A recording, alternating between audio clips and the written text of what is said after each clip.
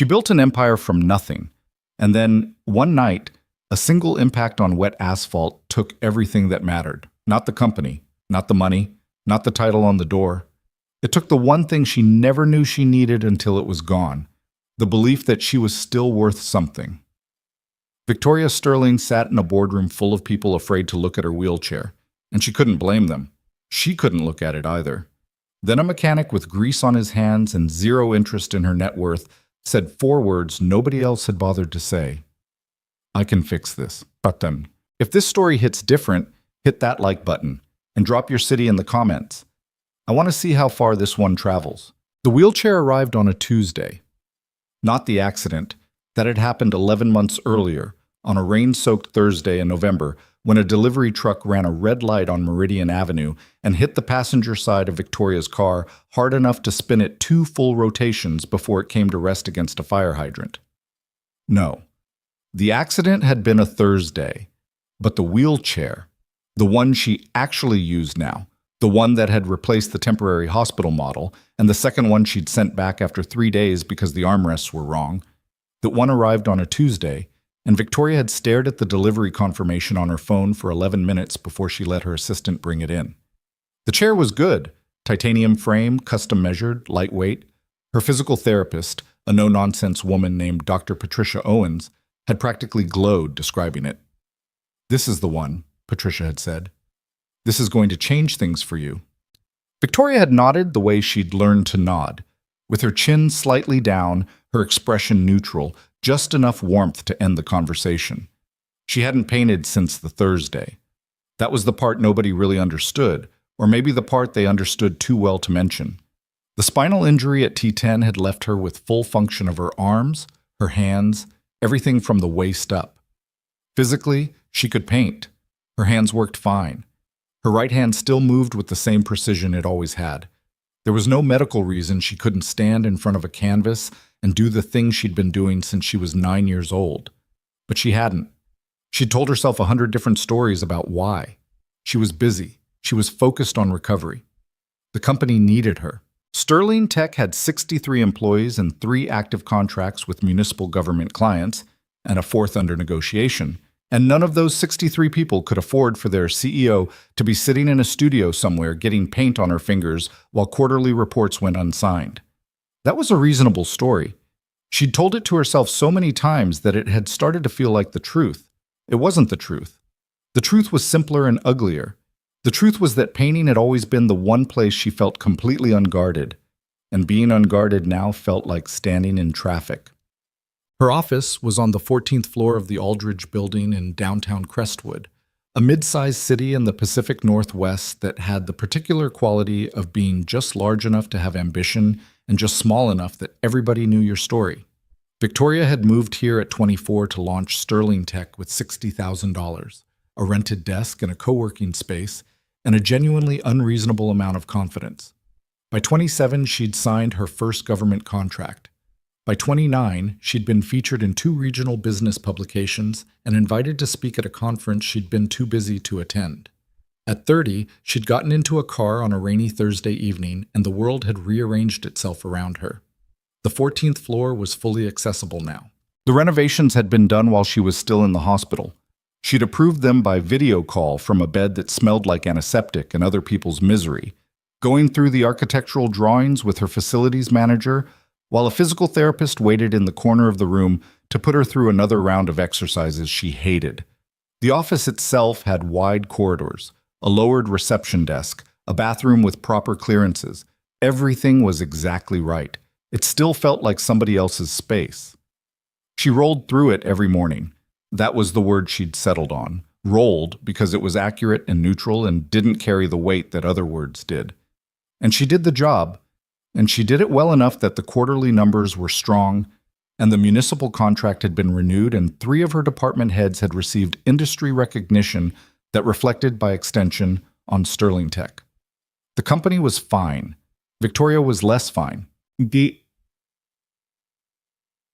wheelchair issue started the way most problems started, gradually and then all at once. The right rear wheel had been developing a slight wobble for about 3 weeks. She'd noticed it first on the hardwood floor of her apartment. a faint rhythmic irregularity in the way the chair tracked when she was moving quickly. She'd mentioned it to Patricia, who'd suggested contacting the manufacturer. The manufacturer had a 3 to 4 week service window and a process that involved shipping the chair out for evaluation, which meant she'd need to use a loaner during that time. Victoria had ended that call in under 90 seconds. Her building's maintenance guy, a round-faced man named Gerald, who'd been quietly helpful without being intrusive since her return to the office, had recommended a physical therapist friend who knew wheelchair mechanics. That friend hadn't been available. Gerald had then, with the careful awkwardness of someone trying to help without overstepping, mentioned a shop he'd heard about. "It's just a garage, really," Gerald said, visibly uncertain whether he was helping or insulting her. "But the guy, Walker, I think, apparently he does good work. My neighbor's kid uses a chair and she says he's the best she's found. Does custom stuff. Modifications." "Is he a certified technician?" Gerald's face did something complicated. "I'm not totally sure about that." Victoria looked at him for a moment. The wobble had gotten slightly worse in the past week, a sensation that was now consistently present when she was on anything but carpet. The idea of spending 4 weeks in a loaner chair she hadn't been measured for was genuinely unpleasant. "What's the address?" she said. Walker's garage sat at the far end of Clement Street, in a part of Crestwood that the real estate listings described as up and coming, and that actually meant a block of auto shops, a laundromat that appeared to have been operating continuously since 1987, a taqueria with handwritten menus and outstanding carnitas, and an irregular scattering of small businesses that seemed to survive on stubbornness and local loyalty. The garage itself was not impressive. It occupied a converted residential property, the front yard long since given over to a concrete pad, and a metal ramp that ran up to a wide rolling door. A hand-painted sign above the door read, "Walkers, Repairs and Modifications," the lettering competent but not professional, the kind of sign a person made themselves because they were capable and frugal rather than because they couldn't afford better. The rolling door was open. Inside, she could see shelving units running floor to ceiling, a workbench with organized tools, and the back half of something she couldn't identify. A portable speaker near the workbench was playing, at moderate volume, what sounded like a 1970s soul record. Victoria sat in her car, the modified one, with the hand controls, which she was still learning to feel fully comfortable in, and looked at the garage for a moment. Behind her, in the rearview mirror, she could see the downtown skyline where her office sat on the 14th floor of the Aldridge building. She looked at it, and then she looked at the hand-painted sign. She got out of the car. The concrete approach had a slight grade to it, enough that she felt it in her arms. The ramp to the garage door was better. Someone had built it right. Proper slope, non-slip surface, edges that weren't going to catch a caster wheel. She noticed that without meaning to. She noticed a lot of things about surfaces now that she never would have registered before. "Hello?" The speaker paused. A head emerged from under the workbench, or rather, from beside a piece of equipment she could now identify as a power wheelchair base in some stage of disassembly. The head belonged to a man in his early 30s, dark-haired, with the kind of jaw that needed shaving twice a day and hadn't been today. He was wearing a gray t-shirt with a hole near the left shoulder and work pants that had seen significant use. There was a smear of grease on his right forearm and a pencil tucked behind his ear. He looked at her with no particular reaction. Not the careful neutrality that some people performed when they saw the wheelchair and were trying not to seem like it was a thing. Not the excessive warmth that others overcorrected into. Just a look. Like she was a customer who'd come in. "You the Sterling?" he said. "Victoria Sterling." "Yes." He stood up. He was taller than she'd expected from seeing just the top of his head. Maybe 6 feet, solidly built. Not gym built, but work built. The kind of body that came from actual physical use, rather than a fitness regimen. He wiped his hands on a rag that was already not clean. "Gerald called ahead," he said, as if that explained everything. "You've got a wobble in the rear, right? Correct?" He tilted his head slightly, looking at the chair in the way she'd seen mechanics look at cars. A brief visual assessment that was somehow also a comprehensive one. "Can I take a look?" "That's why I'm here." She could tell he registered the edge in her tone, and she could tell it didn't particularly bother him. He gestured toward the open space beside the workbench. Come on in. Watch the extension cord on the left. It's not in the best spot. I keep meaning to move it. I've already seen it, she said. He glanced at the floor, then back at her. Yeah, I figured. His name was Ethan Walker, and he'd been running the garage for 4 years. She learned this not from him volunteering information, but from asking direct questions while he examined the wheelchair, because when he worked, he went quiet in a focused way that felt less like rudeness and more like he was actually doing the thing he was supposed to be doing instead of performing the task while talking. She found this both irritating and unexpectedly easy to be around. The wobble was in the bearing housing, he said, crouching beside the rear wheel with a small flashlight. There was also some wear on the caster fork that he wanted to check. He asked her about daily use, distances, surfaces, how much time on tile versus carpet versus outdoor concrete. He asked about the chair's age and whether she'd noticed any change in how it handled turns. He asked these questions the way someone asked them when the answers actually affected their work. How long have you been doing this? Victoria said. Wheelchair repair specifically. About 3 years. Started doing my neighbor's chair. She couldn't get decent service anywhere close, kept having to drive 40 minutes to the city, did enough of those that it made sense to learn properly. He paused. I'm certified. Before you ask. Gerald wasn't sure. Gerald's a good guy, but he loses track of details. Ethan set down the flashlight. The bearing needs to be replaced. I can do the caster fork same day if you want. It's not urgent, but it'll become urgent in about 6 weeks. He named a price. It was significantly lower than what the manufacturer had quoted. Are you using manufacturer parts? Well, they're the best option. For the bearing housing, I use an aftermarket supplier, but better quality, honestly, and I'll show you the specs if you want. I don't do anything I can't explain. Victoria considered this. Fine. How long? Couple hours for today's work. I'd want to see it again in about 2 weeks. Make sure everything's settling right. She looked around the garage. There were, she now noticed, photographs pinned to a corkboard above the workbench. Most of them showed wheelchairs in various states of modification, colored frames, custom attachments, a hand cycle conversion that looked like real engineering work. A few showed people using them, though the photos were positioned so the faces weren't immediately visible, which she thought was deliberate. Sit or wait, Ethan said. What? Do you want to sit here while I work, or would you rather wait somewhere else? There's a chair. He stopped, apparently registering his word choice. A stool near the door, or the taqueria 2 blocks down isn't bad. I'll stay, Victoria said. He nodded once, like that was entirely fine, and went back to work. Well, she wasn't sure afterward how the conversation started. He worked in that focused silence for about 40 minutes, occasionally asking her a technical question about what the wobble had felt like, at what speeds, whether it was present uphill. She answered. At some point, he put the soul record back on, and she recognized it as something she couldn't name but had heard before.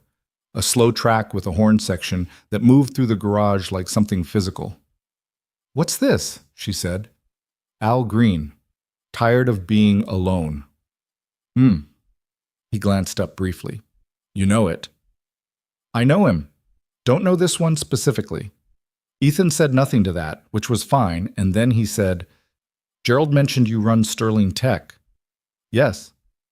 Tech company? Software infrastructure, municipal contracts mostly, transit systems, public works management platforms. Not exactly exciting. Sounds complicated. It is. That part I don't mind. He looked at her for a second longer than felt casual. What part do you mind? Victoria wasn't sure why she answered. She was not a person who talked to strangers about the parts she minded. She had a therapist, court-mandated after the accident, technically, though she'd kept going after the requirement ended because she'd decided it was useful. And she had one genuine friend, a woman named Diane, who'd known her since college and who had the specific quality of being able to handle the truth. Those were the people she was honest with, not mechanics in garages on Clement Street. The performance of it, she said. Everyone watching to see if I'm going to be okay. Ethan turned back to the wheel housing. Are you? I'm CEO of a company with 63 employees and a $14 million annual revenue. I'm clearly functional. That's not what I asked. She didn't answer that one. He didn't push. He just worked.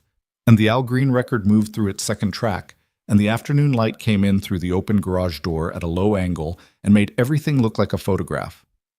I used to paint, she said. She didn't know why she said it. It came out the way things came out sometimes. Not as a decision, but as something that had been building pressure and finally found a gap. Ethan kept his hands moving.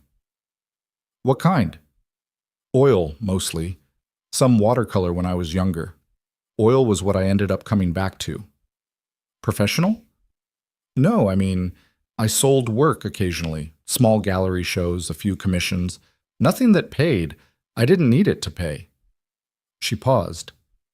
I liked it because it was mine. The company... There are 63 people whose livelihoods depend on the company. Painting was the one thing where there were no stakes. But you stopped. It wasn't a question. He'd either inferred it or Gerald had told him more than she'd realized.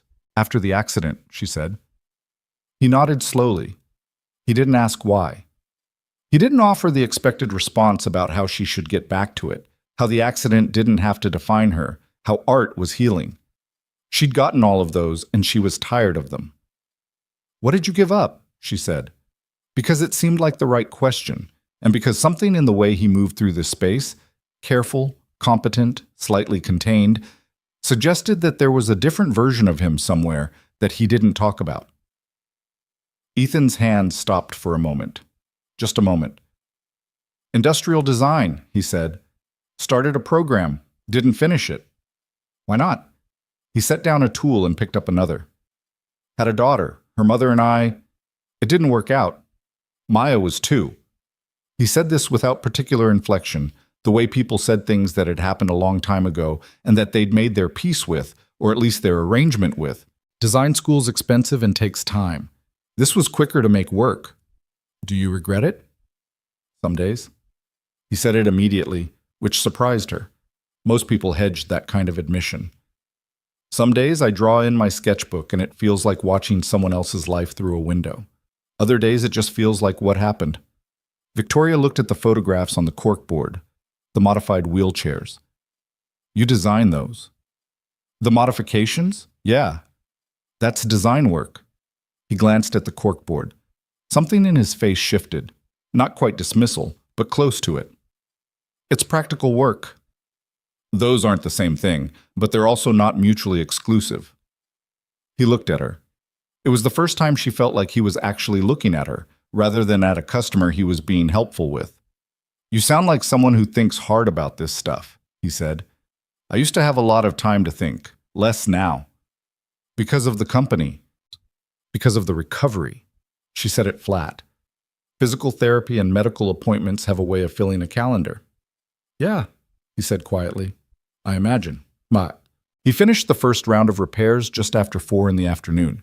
He rolled the chair back to her, carefully, she noticed, not carelessly, and walked her through what he'd done, showing her the replaced bearing and explaining the tolerances.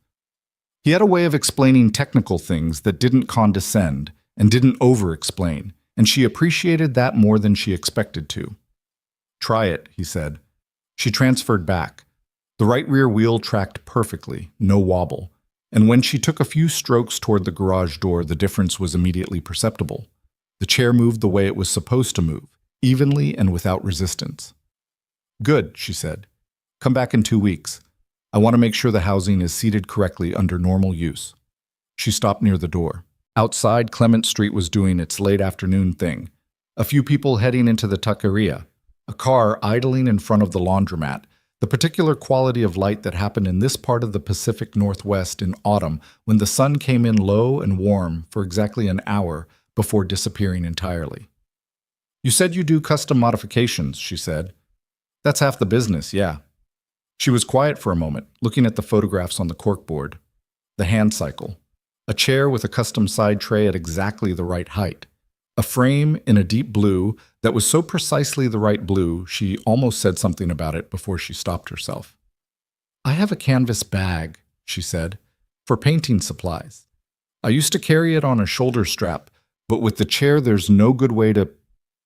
It gets in the way of my right wheel if I hang it on the side. I tried attaching it to the back, but then I can't reach it. Ethan said nothing, but she could see him listening in the way he listened when something was going into his working brain. Is that something you could look at? He tilted his head. What are the dimensions of the bag? About 14 inches wide, 9 high. Canvas. The paints themselves are in a separate case, about... She measured with her hands. This. Bring them both when you come back in 2 weeks, he said. I'll see what I can do. Victoria nodded. She went to pull away and then paused, not sure why. The music, she said. Ethan looked at the speaker. Good choice, she said. He almost smiled. It was brief and slightly lopsided and not particularly polished, and it was the first genuinely unguarded expression she'd seen on anyone's face in what felt like longer than she could calculate. Come back in 2 weeks, he said. She thought about the garage on the drive home. She thought about it the way she sometimes thought about paintings, not deliberately, but in the way a thing lodged in her peripheral vision and didn't leave. The organized chaos of the shelves, the photographs on the corkboard, the way Ethan Walker had asked her if she was okay and meant it as an actual question rather than a greeting. She thought about what she'd said. I used to paint, past tense. The way she'd said it as if painting were something that had happened to a previous version of her, someone younger and less complicated, someone who hadn't yet discovered that the world had the capacity to rearrange itself without asking permission. Her apartment was on the 3rd floor of a building on Orchard Street that she'd chosen before the accident for its light and its pre-war ceiling height and its close proximity to the Aldridge building, and that she'd come back to after 2 months of rehabilitation with the sudden acute awareness that the doorways were narrower than they appeared on the floor plan and the bathroom was a careful negotiation every single morning. She'd adapted. She was good at adapting. Adaptation was a core competency. She made herself dinner. Real dinner, not takeout, because Patricia had spent 20 minutes last week on the relationship between self-care and recovery outcomes, and Victoria had paid attention even while appearing not to. While the pasta cooked, she stood, sat, at the kitchen window, and looked at the city doing its evening thing. In the second bedroom, the one she used as an office, there was a closet. Inside the closet was a canvas bag, and inside the canvas bag were tubes of paint, dried and probably beyond use now, and brushes that needed reconditioning, and a palette she hadn't cleaned properly the last time she'd used it because she'd been running late for something and had planned to clean it when she got back. She hadn't gone back. She didn't open the closet. She went to bed at 10:30 and lay in the dark for a while thinking about a photograph of a wheelchair with a frame painted the exact right shade of blue. The 2 weeks felt longer than 2 weeks. Not because they were empty, they were genuinely full, with back-to-back meetings about the new contract negotiation and a departmental restructure she'd been putting off, and 2 sessions with Patricia that left her tired in the specific way that physical work left her tired, which was different from the way mental work did and not entirely unpleasant. The weeks were full. She thought about the garage anyway. She thought about it specifically when Diane called on a Sunday afternoon and asked, the way Diane asked things, direct, without apology, how she was actually doing. Define actually, Victoria said. You know what I mean.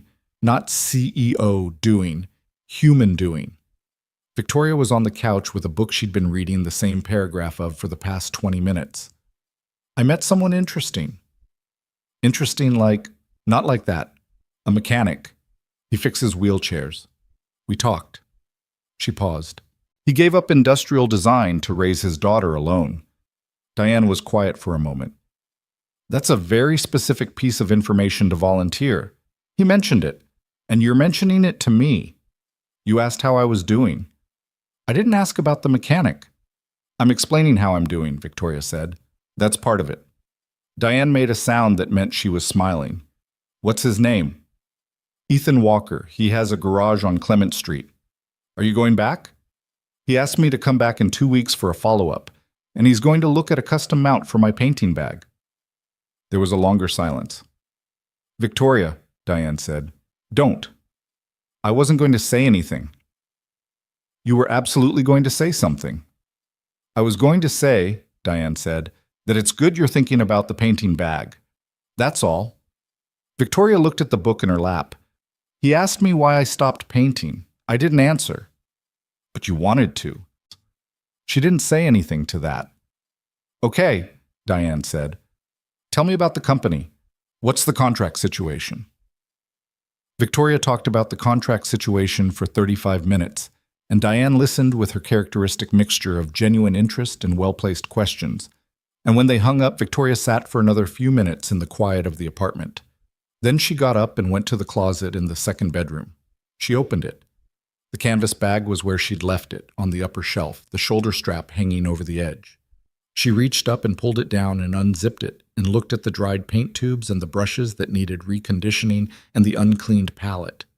She didn't do anything with them. She just looked at them for a while.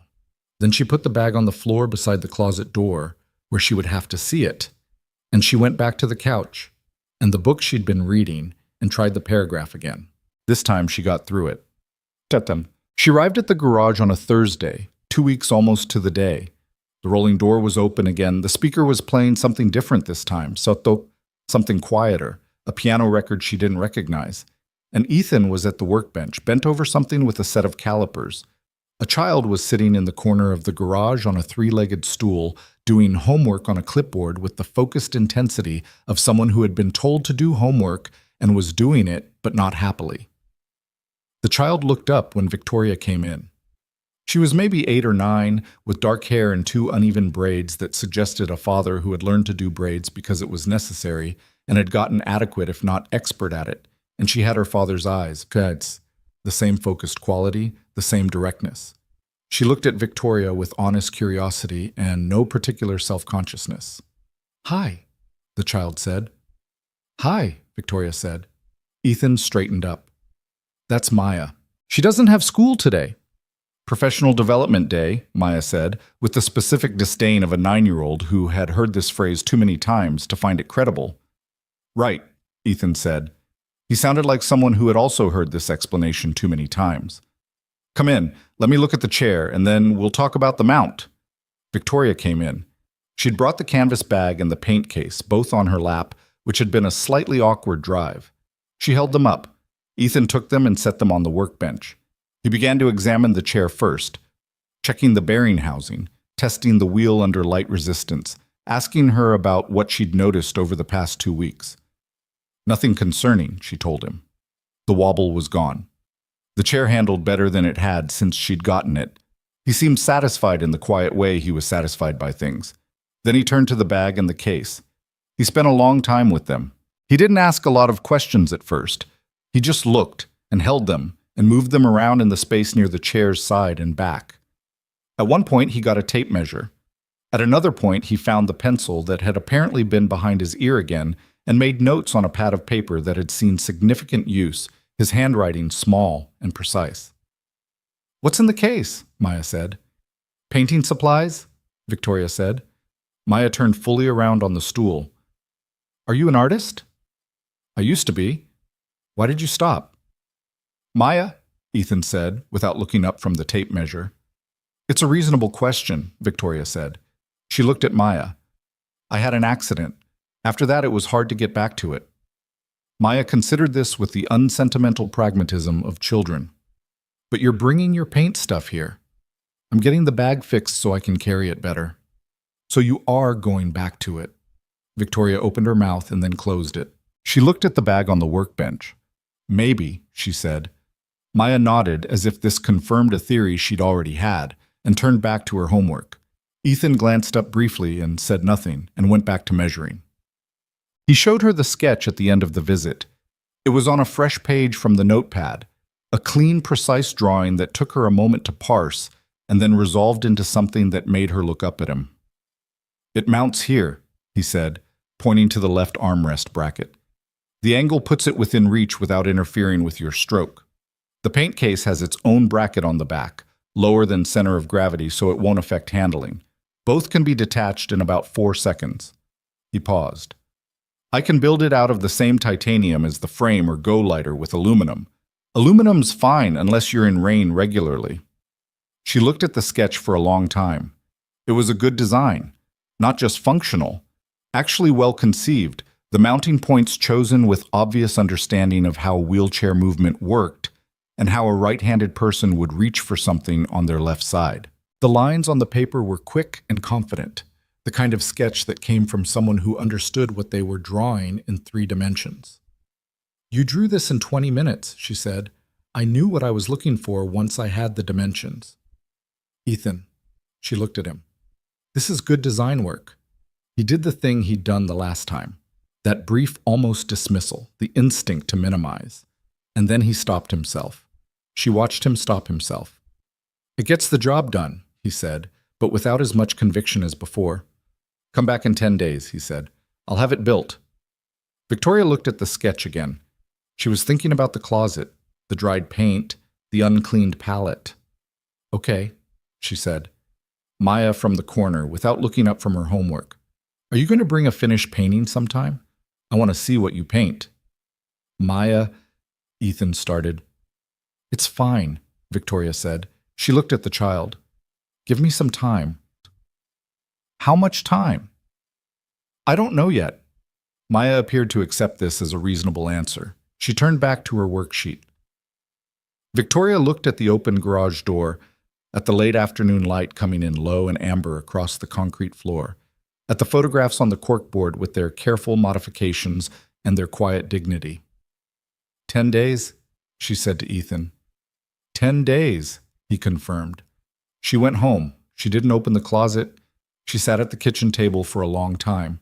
Then she got up, went to the second bedroom, picked up the canvas bag from the floor where she'd left it 2 weeks ago, brought it to the kitchen table, and started sorting through which brushes could be reconditioned and which ones were past saving. It was a small thing. It wasn't painting. She wasn't ready for painting yet.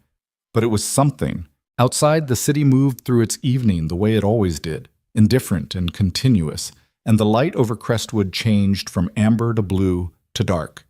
And in the kitchen of an apartment on Orchard Street, a woman who hadn't painted in 11 months sat at a table and cleaned a brush with the careful attention of someone who was beginning, very slowly, to remember why it had mattered. The brushes took 3 evenings.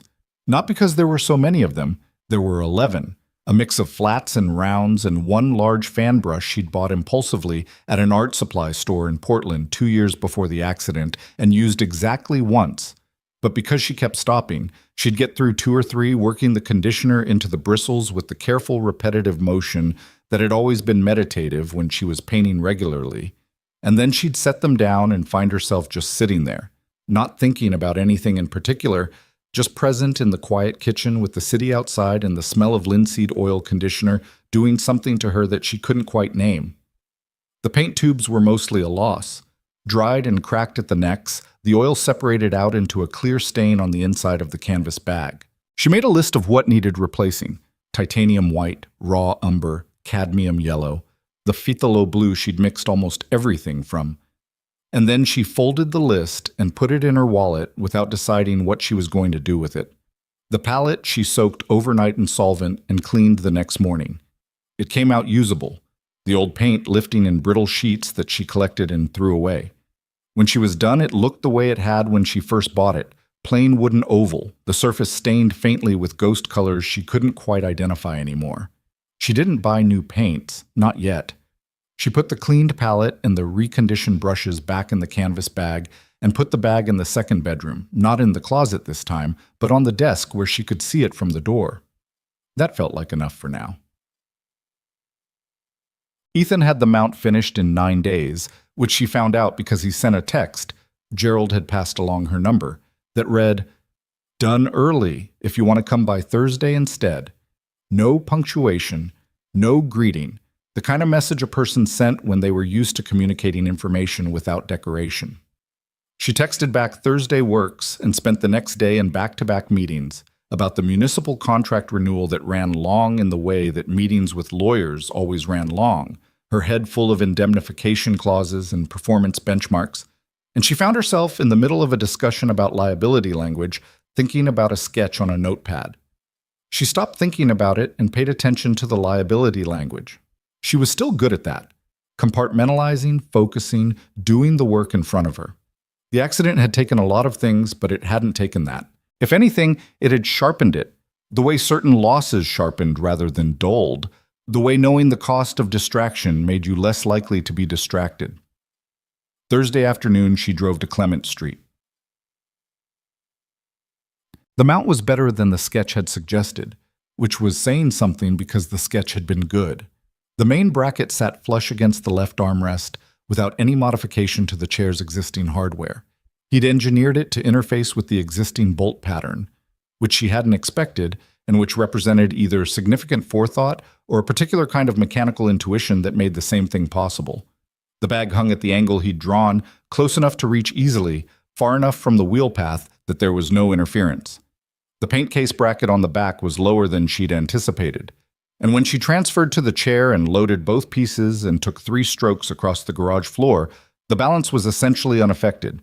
She stopped, took a longer run toward the door and back, making a tight turn. Ethan was watching from the workbench, not performing patience but actually patient, his arms crossed loosely, a slight tension in the way he held himself that suggested he was actually waiting for her verdict. "The turn radius isn't compromised," she said. "I ran the numbers twice, still wanted to see it live." He paused. "How's the reach?" She unzipped the bag from the writing position and reached in. Perfect angle. She didn't have to lean forward or twist her torso. "Good," she said. "Really good." "Try loading the actual case." She transferred back to her car seat, loaded both items, she'd brought the bag and the empty paint case, and transferred back to the chair. The process of loading was straightforward. The detachment he'd described, 4 seconds, was actually closer to 3. She sat with it for a moment. The last time she'd carried painting supplies anywhere, she'd been walking. She'd had both hands free and a shoulder strap, and she'd been able to set things down and pick them up without thinking about it. This was different, but it was functional in a way that didn't feel like a compromise. It felt like a solution that had been thought about properly rather than slapped together. "You spent a lot of time on this," she said. It was an interesting problem. He said it like he meant it, not like he was being modest. Maya was not in the garage today. School was in session, and without her the space had a different quality. Quieter. More like a workshop and less like a place where life was actively happening in multiple registers simultaneously. "It's good design," Victoria said again. This time he didn't dismiss it. He looked at the mount with an expression she couldn't quite categorize. Not pride, exactly. Something more complicated. "I've been thinking about what you said," he said, "about practical and design not being mutually exclusive." She waited. "I don't know what I'd do with a design program now, realistically. I'm not 22. He picked up a wrench from the bench and turned it over in his hands without purpose. "But I pulled out some old sketches last week, stuff from the program, looked at them. And? Some of it's pretty bad." He set the wrench down. "Some of it isn't." "What did you do with it?" "Put it back in the folder." He paused, but I pulled out a fresh page and drew something that night, just to see. She looked at the photograph corkboard. The modifications, the custom frames, the careful engineering translated into real objects that real people used. "What did you draw?" "A design for a modular attachment system, for manual chairs specifically. Something adaptable across different frame geometries instead of custom-built every time." He seemed to hear himself and stopped. "It's probably not practical." "Is it good?" He considered. "It's interesting." "Those aren't different things either," Victoria said. He looked at her with that look again, the one from the first visit, the real looking. Then he turned away and busied himself with something on the workbench, and the moment passed. "Well, she bought new paints that weekend. She didn't make a production of it. She drove to the art supply store on Ferris Street, one she'd used before the accident, a small independent shop run by a man named Howard who'd been selling paint and canvas to Crestwood artists since before she was born. And she went in and bought titanium white and raw umber and cadmium yellow and phthalo blue and a small bottle of linseed oil and 3 tubes of colors she hadn't planned on, but that she picked up and couldn't put back. Quinacridone rose, ivory black, yellow ochre. Howard, who was in his mid-60s and had the comfortable economy of movement of someone who'd been in the same space for decades, greeted her without visible surprise and helped her reach the top shelf where the larger titanium white tubes were kept. He didn't mention anything about the time since her last visit. He didn't ask if she was getting back into it. He talked about a new line of linen canvas he'd just gotten in, whether she wanted to look at it, and she looked at it and bought 2 medium-sized panels because they were in stock, and because she didn't want to think too hard about the decision. She got home and put everything on the desk in the second bedroom. She looked at it for a while. Then she sat down, mixed a small amount of raw umber with linseed oil on the cleaned palette, picked up a round brush, and made a single mark on one of the linen panels. A test mark, just to feel it.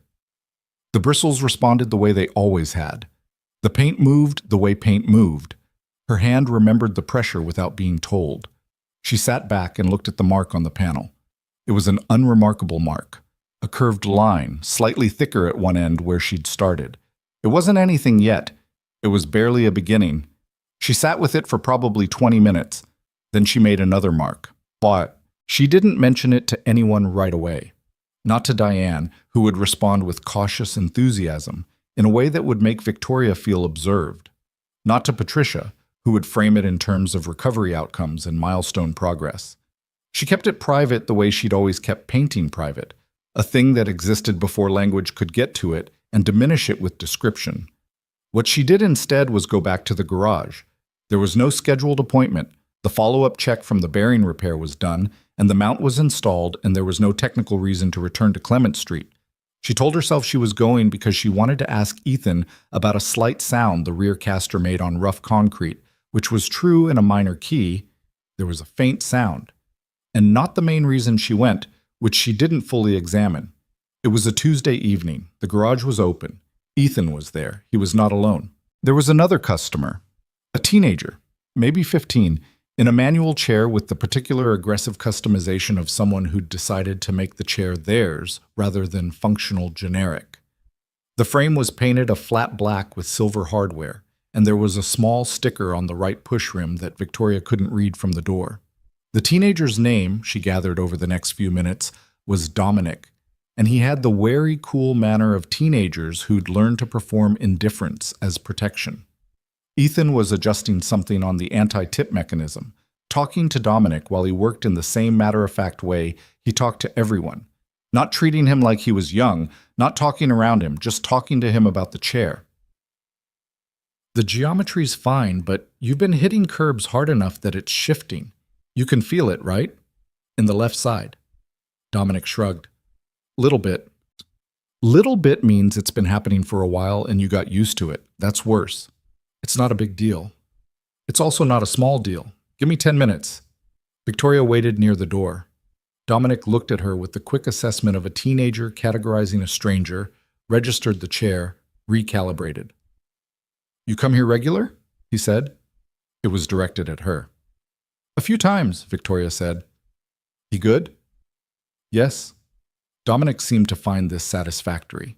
He looked at Ethan's hands. My school wants me to use their loaner chair for the basketball program. Says the modifications on mine are liability concerns. Ethan snorted.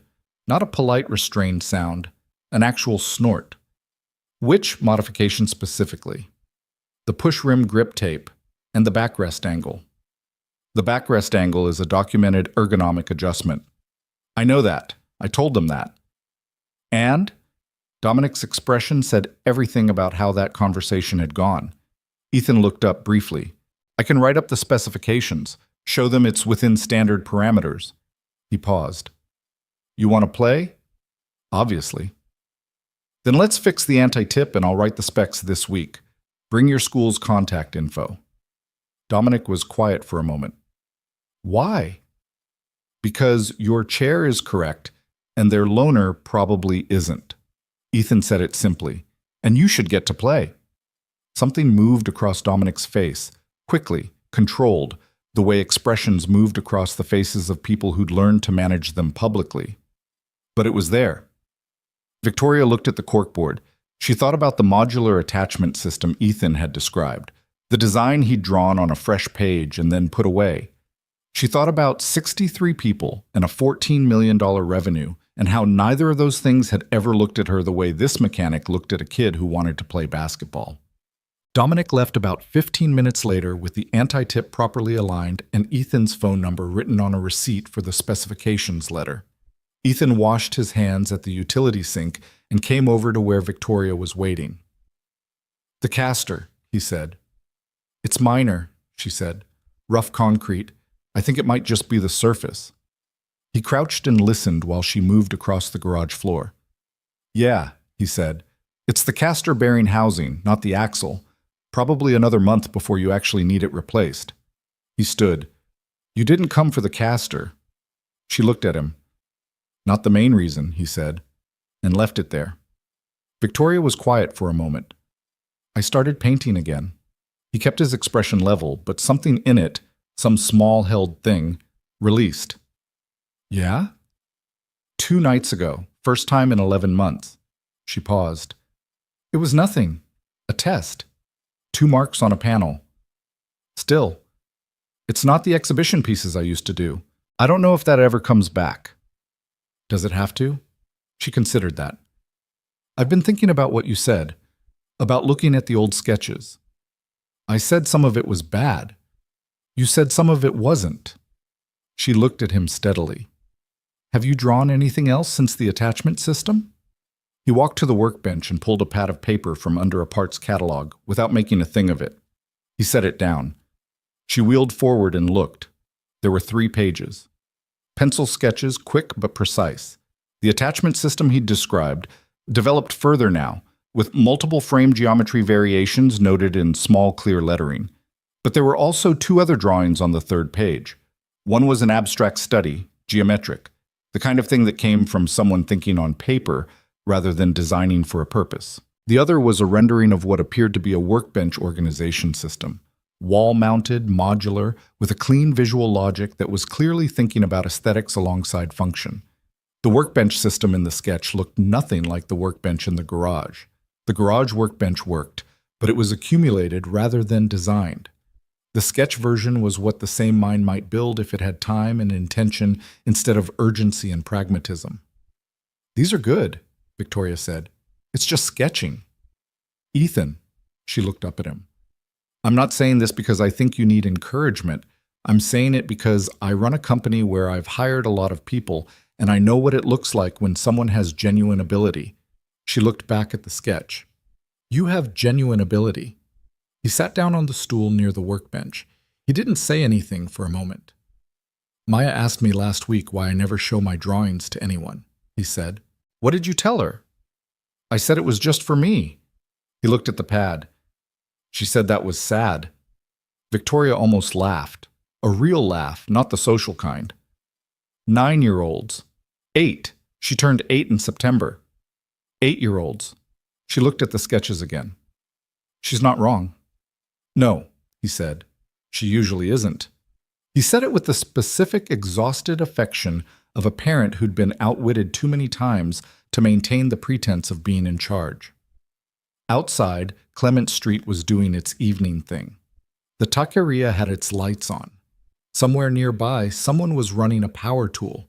A neighbor doing something domestic on a Tuesday evening, the ordinary sounds of people living their lives. There's a community workshop, Victoria said, over on Kendall Street. I drove past it last week. They do materials and space rental for independent artists and designers. She had driven past it, though she hadn't slowed down. She had noticed it in the way she was noticing certain things now, filing them away with a purpose she hadn't fully articulated yet. I looked it up. They do evening sessions. Ethan looked at her carefully. I have Maya most evenings. They do Saturday mornings. He was quiet. I'm usually open Saturday mornings. If you weren't? She said it carefully, not pushing, just placing the question where he could look at it. He picked up the pencil that seemed to live behind his ear and turned it over in his fingers. I don't know, he said, and then, I'd probably think about it. That's further than I put it back in the folder, Victoria said. Something moved at the corner of his mouth, not quite the lopsided, almost smile from before. Something closer. How's the painting going? He said. Really? She thought about the linen panel on the desk in the second bedroom, the 2 marks, and then the others that had followed over 2 evenings. A composition building slowly, nothing certain yet, nothing she was sure of. The way her hand had moved with more certainty on the second night than the first. The way she'd stayed in the chair at the desk for an hour and a half without noticing the time. It's terrifying, she said. Yeah? Every mark feels like a test I might fail. She paused. It wasn't like that before. Before it felt not easy exactly, but natural, like the marks wanted to be there. And now? Now I have to argue them onto the canvas. She looked at her hands, which she sometimes still did, checking that they worked, that they were hers. But I'm arguing. That's different from not showing up, Ethan said. That's what I keep telling myself. He stood up from the stool and picked up the sketch pad and set it back under the parts catalog, which was either habit or something else. She thought it was something else. She thought he was still working out whether to let the drawings be visible. She understood that. She understood it specifically. Come by Saturday, he said. Not for the chair. There's nothing wrong with the chair that needs attention this week. He seemed to realize he was rescinding the premise of her visit. I mean, whenever. Maya usually makes me buy groceries on Saturday, so we're out by 11. But after that, I'll bring coffee, Victoria said. I have coffee. You have coffee that you make in a pot on a hot plate that's been on for 4 hours. He paused. How do you know that? She glanced at the hot plate visible on the far end of the workbench, the old coffee pot with its level indicator showing a dark residue. Mechanic's coffee, she said. I've seen it before. For the first time he laughed, a real one, brief and unguarded, and it changed his face completely. It made him look younger and less contained and like someone who had more laughter in him than he let out on a regular basis. Fine, he said. Bring coffee. She went home that night and sat, in the doorway of the second bedroom for a long time, looking at the desk where the linen panel was propped against the wall. In the low light she could barely make out what was there. The emerging composition, the layers she'd built over 2 evenings, the marks she'd argued onto the surface. It wasn't good yet. It might not be good for a while. She was 11 months out from practice, and the hand that remembered technique didn't automatically remember vision, the ability to see what a painting wanted to be rather than just what she was forcing it to be. She went to her laptop instead. She typed into the search bar, Crestwood Regional Art Exhibition Open Call. The first result was a Community Arts Foundation event. Annual juried exhibition, she read. All media, all levels of experience. Submissions due in 6 weeks. She looked at the submission form for a long time. She didn't fill it out. She closed the laptop and went to bed.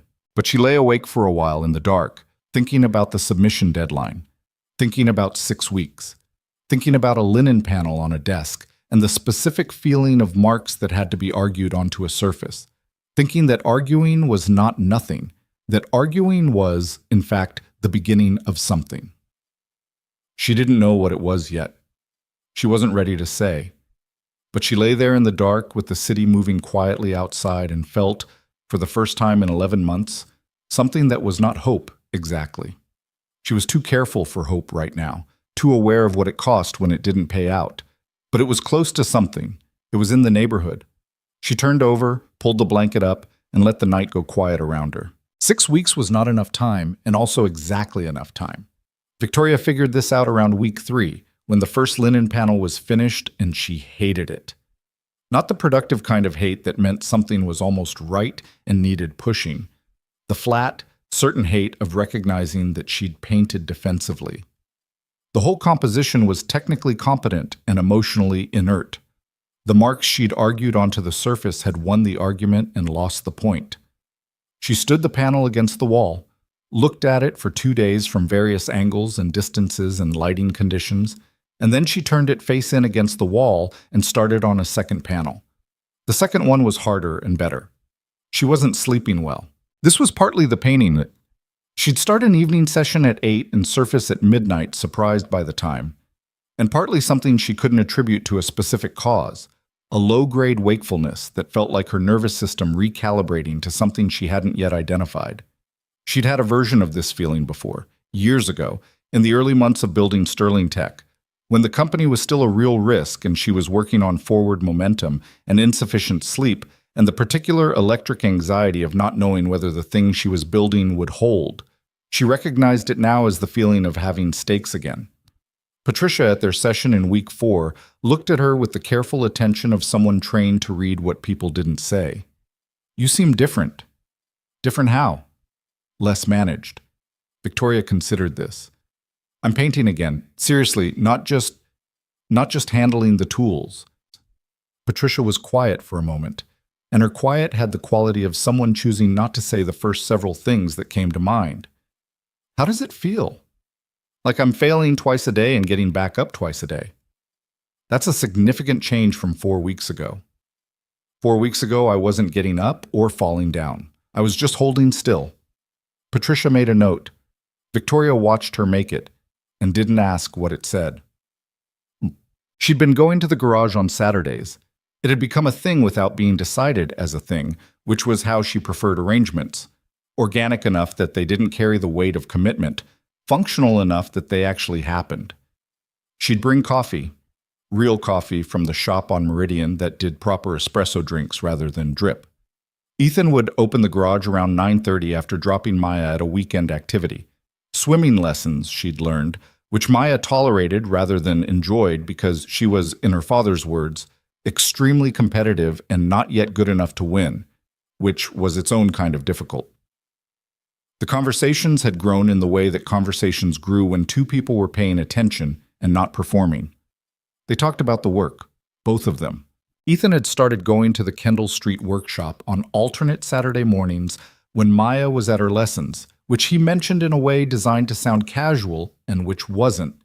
He'd shown her photographs of what he was working on there, the modular attachment system, built now in cardboard and foam board mock-up stage, the geometry working out the way his sketches had suggested it would. It fits 4 different frame types already, he said one Saturday, holding his phone out so she could see the photos. Aluminum, steel, titanium, carbon fiber, with 1 design adjustment each, not a complete rebuild. Have you shown it to anyone? You. Besides me. No. He pocketed the phone. It's not ready. What's your benchmark for ready? I'll know it when I get there. She understood that. She was also not sure she believed it for him or for herself. There was a version of not ready that meant the work genuinely needed more development, and there was a version that meant you were afraid of what happened after you showed it to someone and they told you the truth. Both versions were real. They were also not always easy to tell, apart from the inside. The exhibition submission deadline is in 8 days, she said. Ethan looked at her. You're submitting? I'm thinking about it.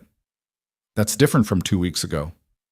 2 weeks ago, I hadn't finished a second panel. She'd finished it 3 days earlier. It was good. She was reasonably sure it was good in an honest way, not in the way she'd once reassured herself that the defensive first panel was fine. The second panel had something in it, a tension between the color fields, a sense of weight in the composition, that felt like actual intention rather than careful execution. I'd need a third to have enough to enter. The call requires a minimum of 2 finished works plus an artist statement. 3 panels in 8 days. I know. He drank his coffee and said nothing for a moment. You could submit the first one. No, I couldn't. He nodded. He'd seen a photograph of the first panel the week before.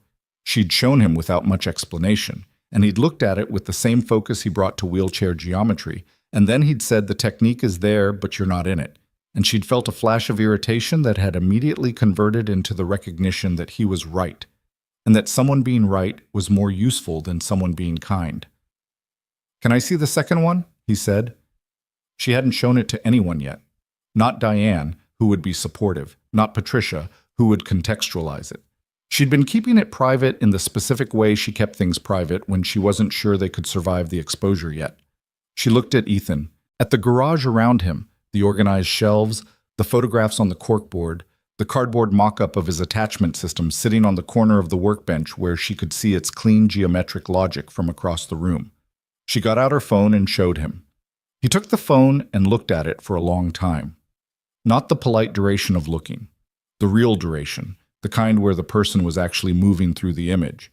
He tilted the screen slightly, the way you tilted a painting to see how the light read. The lower left, he said. The dark passage. That's where it's coming from. She knew what he meant without him explaining it. The dark passage in the lower left quadrant was where she'd stopped being careful and started being honest, and everything else in the composition was in dialogue with that choice. Yeah, she said. The third panel should start there. He handed the phone back. Not literally, but from that same place. She looked at the image on her screen. 8 days. You're fast when you're not being careful, he said. It was not a criticism. You told me that. You said before the accident you'd sometimes work for 6 hours straight without looking up. That was before. Your hands still work the same way. My hands aren't the problem. I know that, he said, and his voice had a gentleness in it that wasn't soft. It was the gentleness of precision, of saying exactly what was meant. You're the problem. The part of you that's still waiting for permission. She looked at him. You don't need it, he said. You didn't need it before. Before was different. Was it? He picked up his coffee cup. From where I'm standing, you were always the person who built a company on $60,000 and unreasonable confidence. That person is still in there. She's just been quiet for a while. Victoria was silent for a moment. Outside, a car passed on Clement Street. The morning light was doing its low-angle thing through the garage door, the same quality she'd noticed on the first visit, the kind that made everything look like it was being seen for the first time. I hate when you do that, she said. Do what? Say the thing that's actually true. He almost smiled. You do the same thing. I know, it's annoying. This time he did smile. The lopsided one, brief, real. He stood up from the workbench stool and went back to the wheelchair he'd been working on before she arrived, a pediatric chair that needed a complete bearing overhaul, and Victoria sat with her coffee and thought about a third panel and the feeling of starting from the place in the lower left where she'd stopped being careful. She drove home that afternoon and started it the same evening. The third panel nearly broke her on day 3. She'd been working from the right place. She could feel that. The same way she could feel when a business decision was rooted in real analysis versus wishful thinking. The composition had a rawness she hadn't been able to achieve on the first panel and was building on from the second. But on day 3, she made a color decision in the upper register that threw the whole thing off balance. A cadmium passage that was wrong in a way she couldn't immediately diagnose. And she put the brush down and sat back and looked at it for 40 minutes without touching it. The city outside was doing its Wednesday evening thing. Her phone had 2 unread texts from department heads, one from Diane asking if she was alive, and a meeting reminder for the next morning's contract review. She looked at all of it and looked back at the painting. The cadmium was too loud, not wrong in its temperature, wrong in its weight. It was pulling focus in the upper quadrant in a way that broke the diagonal conversation the composition was trying to have. She'd have to glaze over it, cool it down, let the underpainting reassert itself. She could fix it. She knew she could fix it. But knowing and doing were separated right now by the specific exhaustion of caring deeply about something that might still fail, and she sat there in that gap for a while. Her phone lit up. Not a text. A call. Ethan's name on the screen, which surprised her because they'd communicated mostly by occasional text and in person on Saturdays. She picked up. You're working, he said. Not a question. I was. I made a mistake. I'm sitting with it. Bad mistake or fixable mistake? Fixable, she paused. Probably. Probably fixable is fine. There was background noise on his end. The clink of dishes, which meant he was in the kitchen, which meant Maya was around somewhere. I'm calling because Maya wants to know if you're submitting. Maya wants to know? She asked me today at dinner if the painting lady was putting her work in the show downtown.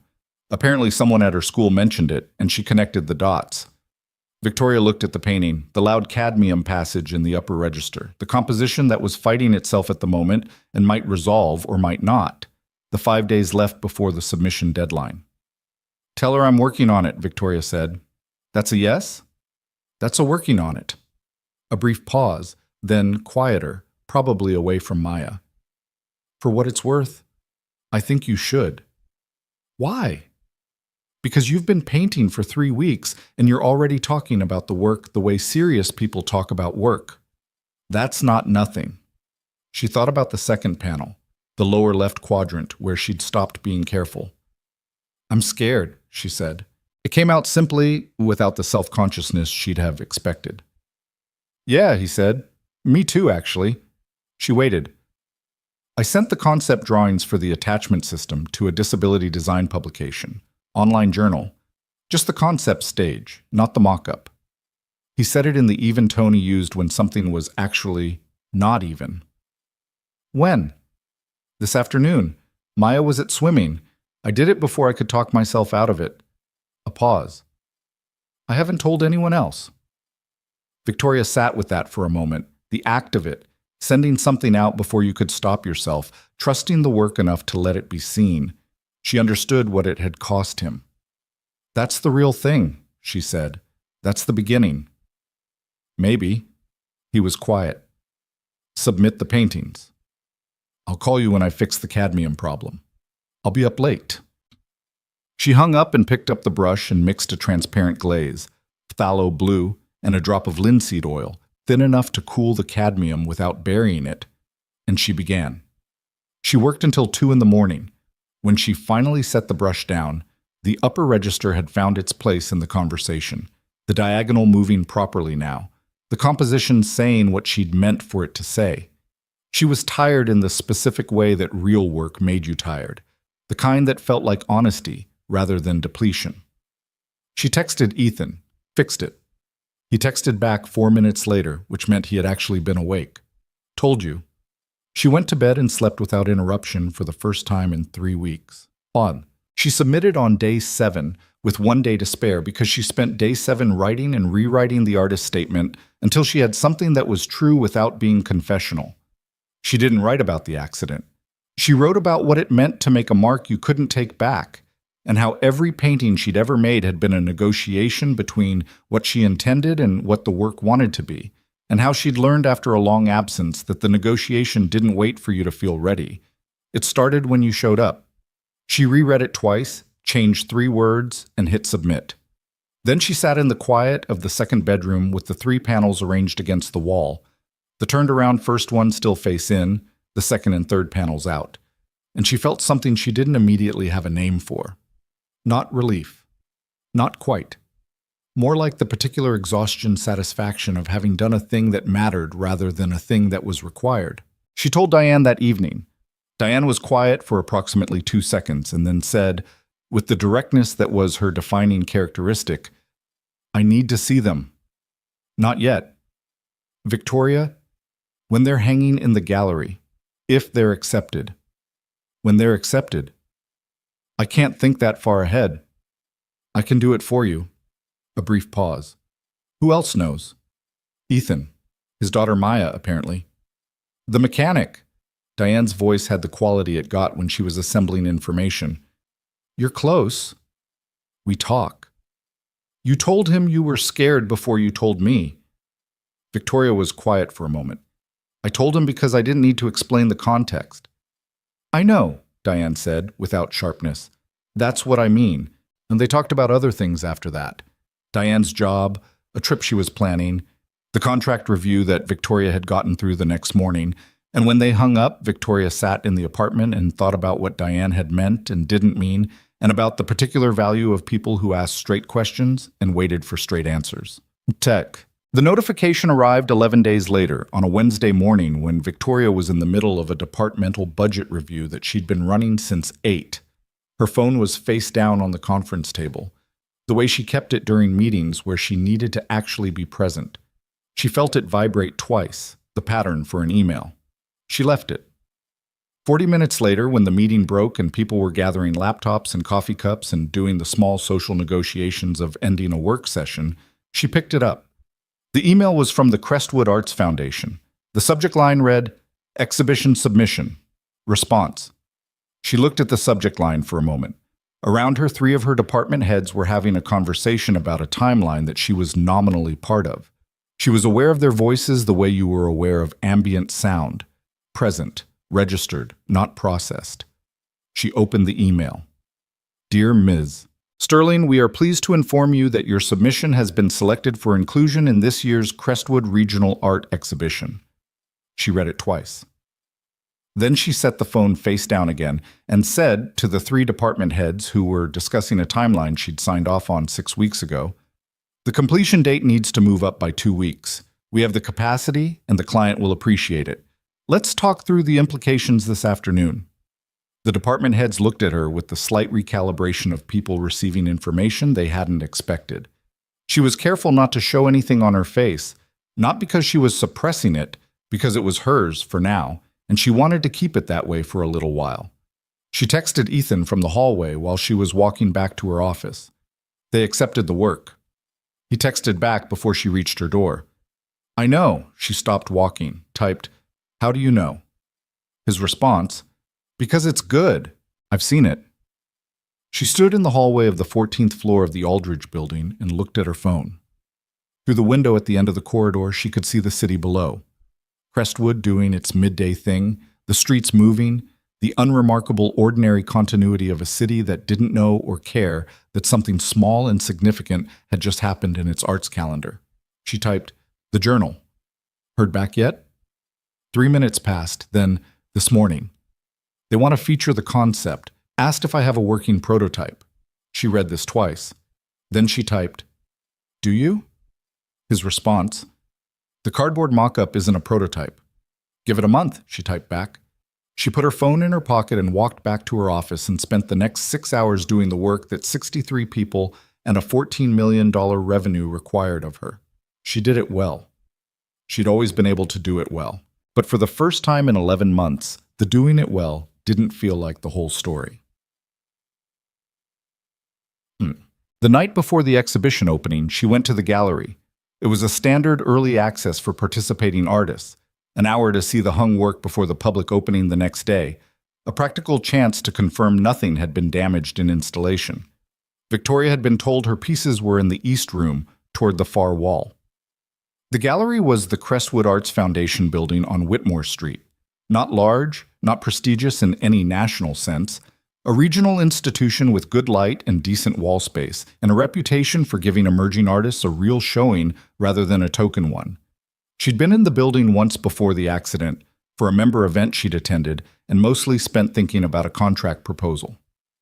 The East Room was a medium-sized gallery space with white walls and good overhead lighting and the faint institutional smell of climate-controlled air and floor wax. Her 2 panels, the second and third, the ones that were actually finished, were hung side by side near the far wall, framed simply, the frames chosen from the gallery's standard options because she'd never needed to buy frames for anything that would hang publicly and hadn't known where to start. She crossed the room and stopped in front of them. She hadn't seen them in the 3 weeks since submission. She'd moved them to a storage facility rather than keep living with them, a decision she'd made partly to protect them and partly because she'd needed to stop looking at them in order to see them clearly later. They looked different on the wall than they'd looked in the second bedroom. The East Room light was better than what she had at home, more even, properly angled. And at this distance and in this context, they read as a pair in a way she hadn't planned, but that seemed now intentional. The lower left dark passage in the second panel rhymed with something in the upper right of the third that she hadn't noticed was a rhyme when she was working. She stayed in front of them for a while. An older man she didn't know paused beside her at one point, looked at the panels, said, "Very strong," these without looking at her, and moved on. She watched him go. She was not able to fully assess her own work. She knew this, had always known it, too close, too embedded in the history of what each mark had cost to see it the way a stranger saw it.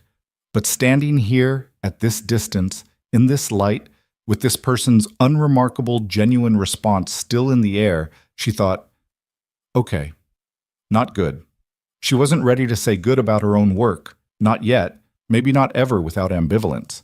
But okay in the sense of, this is real. This is actually here.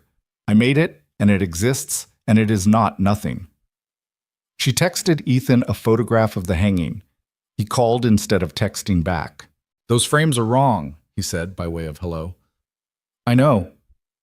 The second panel especially. It needs something thinner. The frame's competing. "I'll know for next time." A pause on her end. "There's going to be a next time." He was quiet for a moment. "Yeah," he said. "I know." She could hear something in the background saying, Maya's voice, the specific pitch of a child who was trying to argue past a reasonable boundary and not succeeding. Ethan said something away from the phone that she couldn't make out, and Maya's voice receded. "She wants to come tomorrow," Ethan said, "to the opening." Victoria looked at her panels on the wall. "Bring her. She'll have opinions. I'm counting on it. A brief pause. Then, you okay? She thought about the question, not the social version of it, not the check-in. The actual question, the one she'd been asked in a garage on Clement Street on the first day, the one she hadn't answered. Getting there, she said. Yeah, he said. Me too. She hung up and stayed in the East Room for another 20 minutes, alone with the work and the good light and the quiet before everything changed. The opening night crowd was larger than Victoria had expected. She wasn't sure what she'd expected. 50 people, maybe. The core arts community crowd that showed up to these things out of habit and genuine interest, and the social ritual of being seen supporting culture. What the Crestwood Arts Foundation had drawn was closer to 140, filling the gallery's 3 rooms with the particular noise of people who were talking about art, and people who were talking about each other while standing near art, the two groups in continuous overlap. She arrived at 6:15, 15 minutes after doors opened, early enough to have a few minutes before the density became difficult to navigate. The East Room was already occupied by a cluster of people near the entrance, a couple studying a large abstract canvas on the north wall, a man with a glass of wine reading the wall labels with the slightly performative attention of someone who wanted it known they were reading the wall labels. Her panels were where she'd left them the night before, on the far wall, lit the same way. From the doorway she could see them clearly. 2 rectangles, the dark passage in the second, the resolved upper register of the third, the frames that Ethan had correctly identified as wrong. She looked at them the way she looked at them now. Honestly, with the acknowledged imperfection, knowing what they were and what they weren't. Victoria. She turned. Diane was threading through the crowd, wearing something dark red that suited her, holding 2 glasses. She held one out. You came early, Victoria said. I've been here since 6. Diane pressed the glass into her hand. I needed time with them before you arrived so I could have an actual reaction without managing it around you. Victoria looked at her. And? Diane looked at the panels on the far wall. The second one stopped me, she said. That lower left section. I stood in front of it for about 4 minutes and someone had to excuse themselves around me. Victoria didn't say anything. You're back, Diane said, simply, without drama. That's all. You're back. Before Victoria could respond, a hand on her shoulder. Light, careful. She turned to find Ethan, Maya, immediately beside him, Maya wearing what appeared to be her best dress, and an expression of concentrated appraisal that made her look, in this moment, significantly older than 8. We parked 2 blocks away, Maya announced. It took forever. It took 8 minutes, Ethan said. Forever.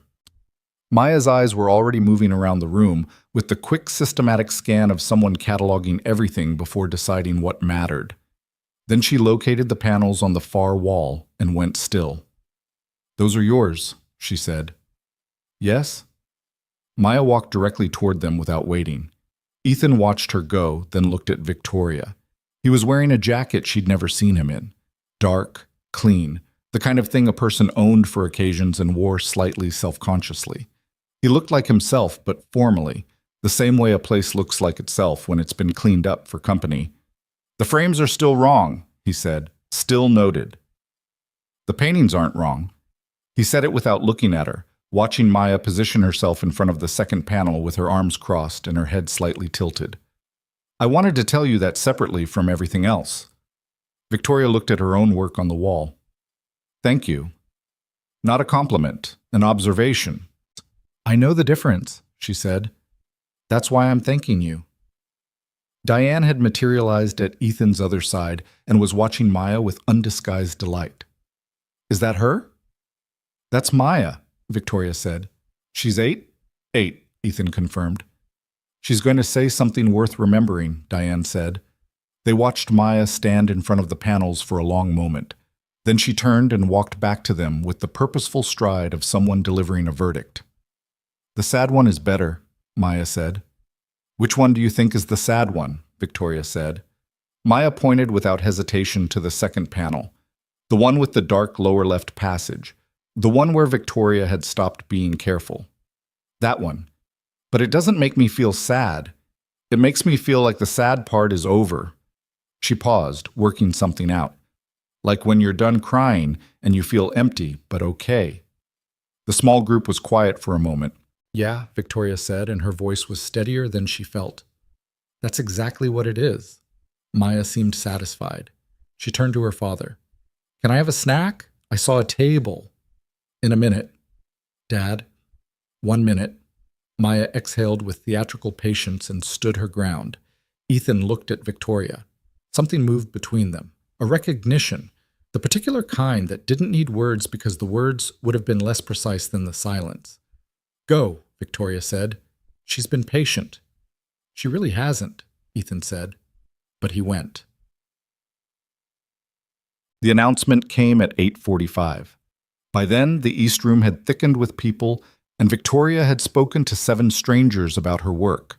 The longest conversation with a woman named Carolyn, who ran a small design firm, and who asked specific, intelligent questions about process rather than meaning, which Victoria found easier to answer and more revealing, and had relocated twice to keep clear sightlines and good maneuver room.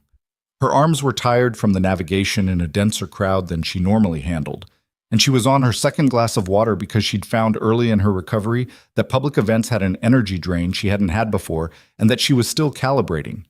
She was near the East Room entrance, talking with Diane and a sculptor named Marcus, whose large ceramic work was in the West Room, when the Foundation's executive director, a compact woman in her 50s named Helen Cross, tapped a glass at the center of the main gallery. "Awards are announced at the 1-hour mark," Diane said. "I know." Victoria had read the program. There were 4 awards: Best in Show, 2 category honors, and Best Emerging Artist. The emerging category was for artists who had not previously shown in a juried exhibition. She technically qualified. She had also not thought seriously about the awards, because thinking seriously about awards was the kind of expectation setting that led to falls from significant heights, and she'd had enough of those. Helen Cross spoke briefly about the Foundation, about the year's submissions, about the quality of the work. Standard remarks, the kind that were genuine but also practiced. Victoria listened from the doorway of the East Room, Diane beside her. The crowd redistributed around the central gallery space. The category honors first. A photographer named James Adler for his documentary series sustained applause, the man making his way to the front with a slight nod. A printmaker whose name Victoria didn't catch, but whose work she'd seen in the West Room and respected. Best Emerging Artist, Helen Cross said.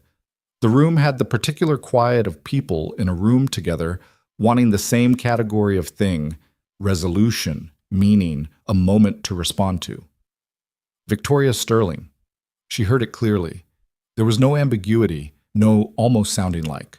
Her name, in the Whitmore Street Gallery, in front of 140 people. Diane made a sharp, small sound beside her and grabbed her arm, which was not a thing Diane did casually.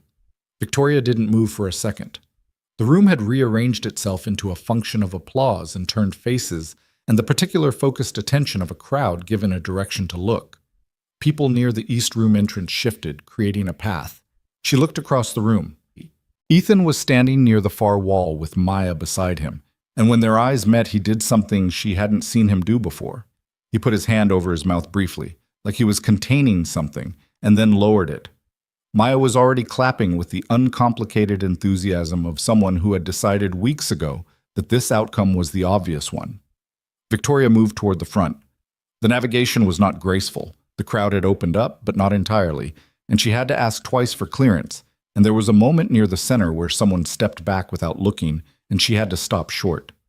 None of this was catastrophic. It was just real, the way things were real, and she moved through it with the competence she'd spent 11 months building. Helen Cross was at the front with an envelope and a small award, an abstract sculptural piece she could see, the kind of thing that would live on a shelf. She handed it to Victoria and leaned forward to say something that was clearly meant to be private under the applause. The judges specifically noted the second piece, Helen said, the lower left quadrant. They said it was one of the most honestly expressed passages of the entire show. Victoria held the sculptural award in both hands and looked at it for a moment. It was heavier than it appeared. This was the kind of detail she would remember later, the specific weight of it. She looked up at the crowd, at Diane, whose expression was the controlled version of everything she was feeling. At Ethan, who was watching with the steady attention he brought to things that mattered. At Maya, who had stopped clapping and was now just beaming in the uncomplicated way of someone for whom the outcome had never been in doubt.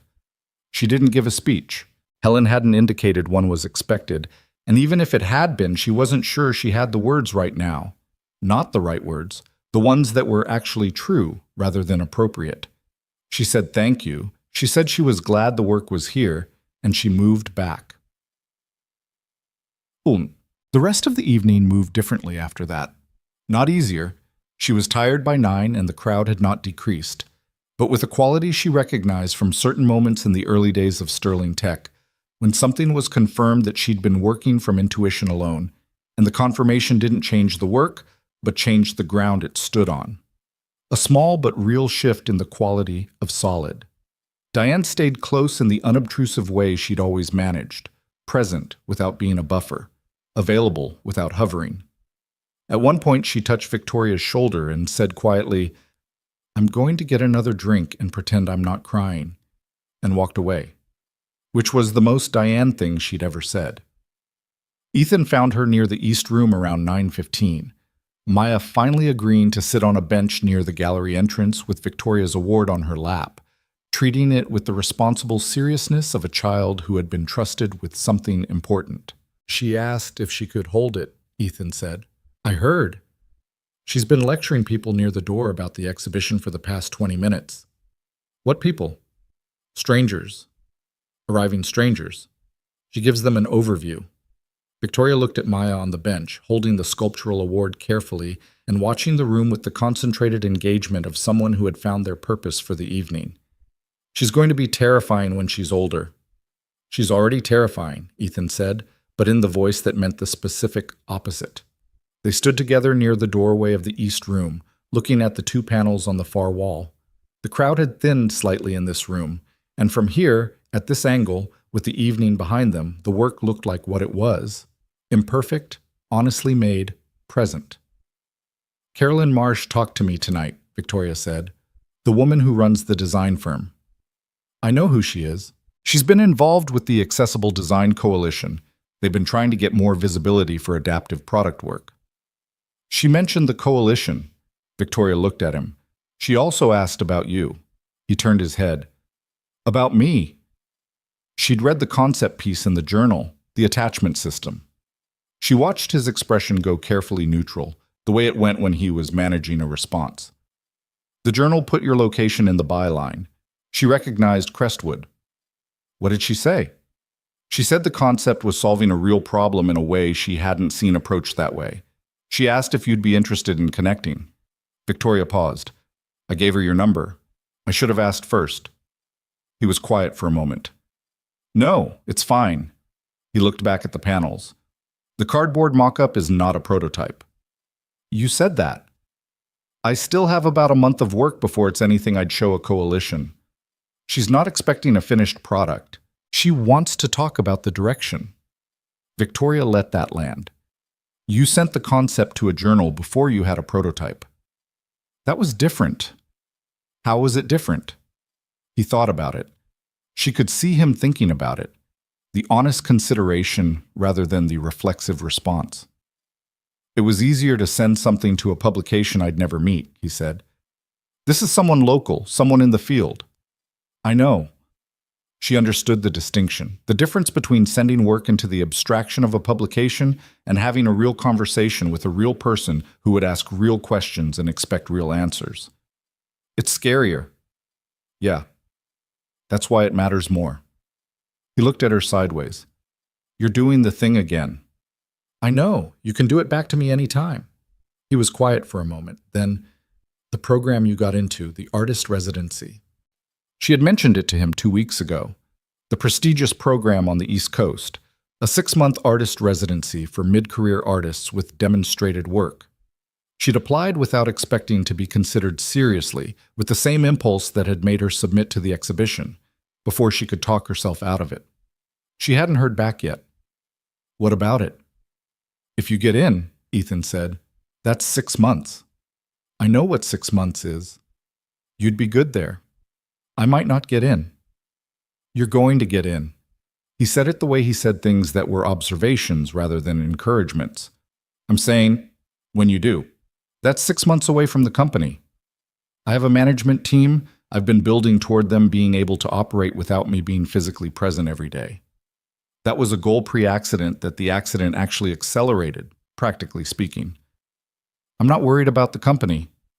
She looked at him. Then what are you saying? He looked at the floor for a moment.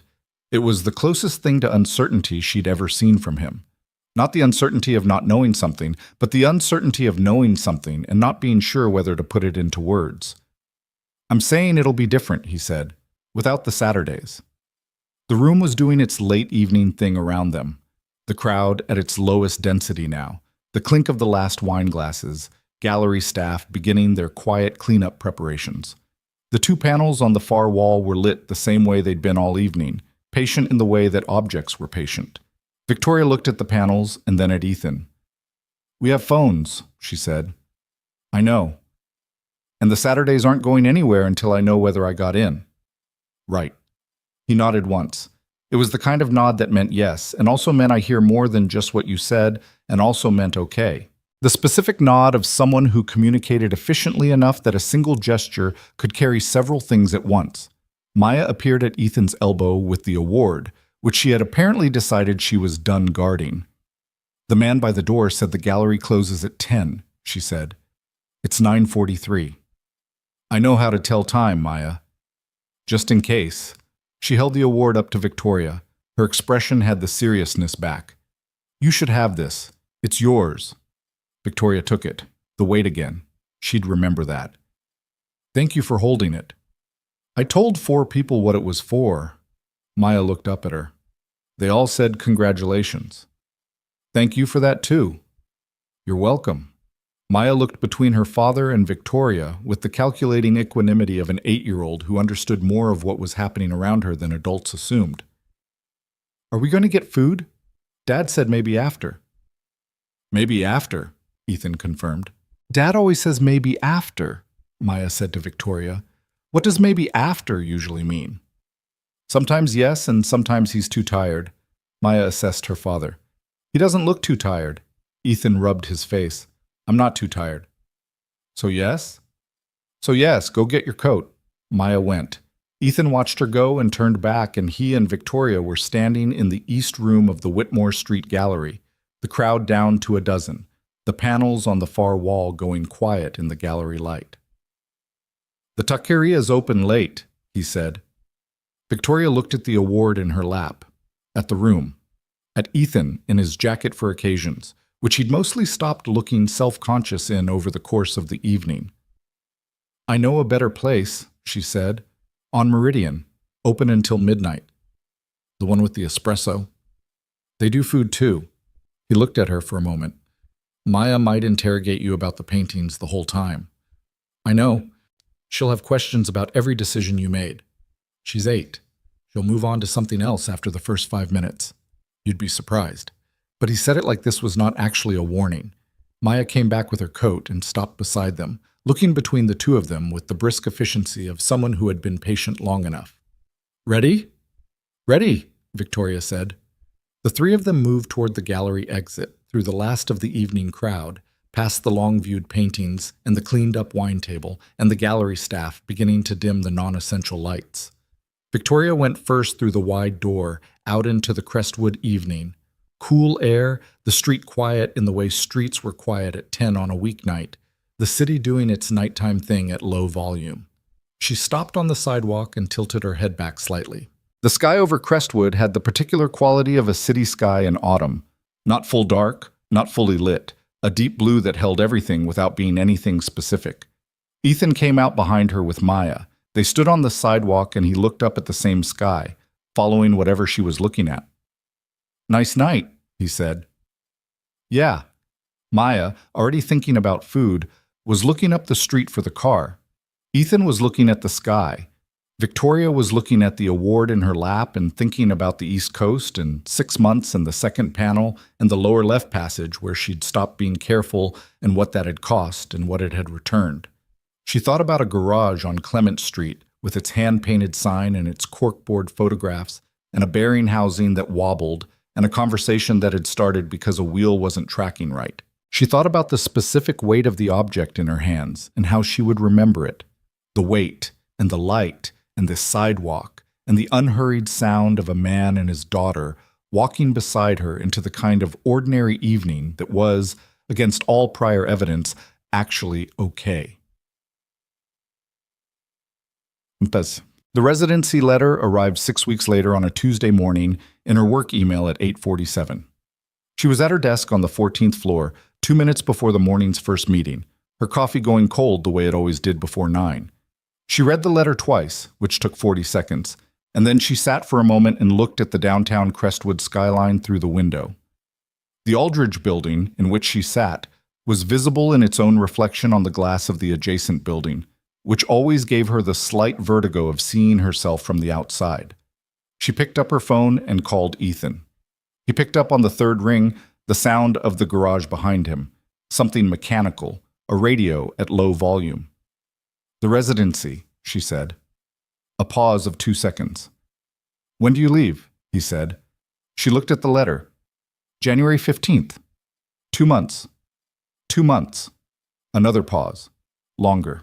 She heard him set something down on the workbench, a tool, by the sound of it, placed with the deliberate care of someone giving their attention to the call. "Carolyn Marsh wants to meet next week," he said, "about the prototype. Did you call her?" "Yesterday?" She let the silence have a moment. Outside, the Crestwood skyline did what it always did. Continued, indifferent, and familiar. "Good," she said. "You should come," he said. "To the meeting, if you want." "It's your meeting." "I know. I'm saying if you want to come." She looked at the residency letter on her screen, at the city in the window, at the award from the Whitmore Street Gallery sitting on the corner of her desk, where she'd put it the morning after the opening and where it had remained. A small, dense weight that she was aware of without looking at directly. "Send me the time," she said. "Okay.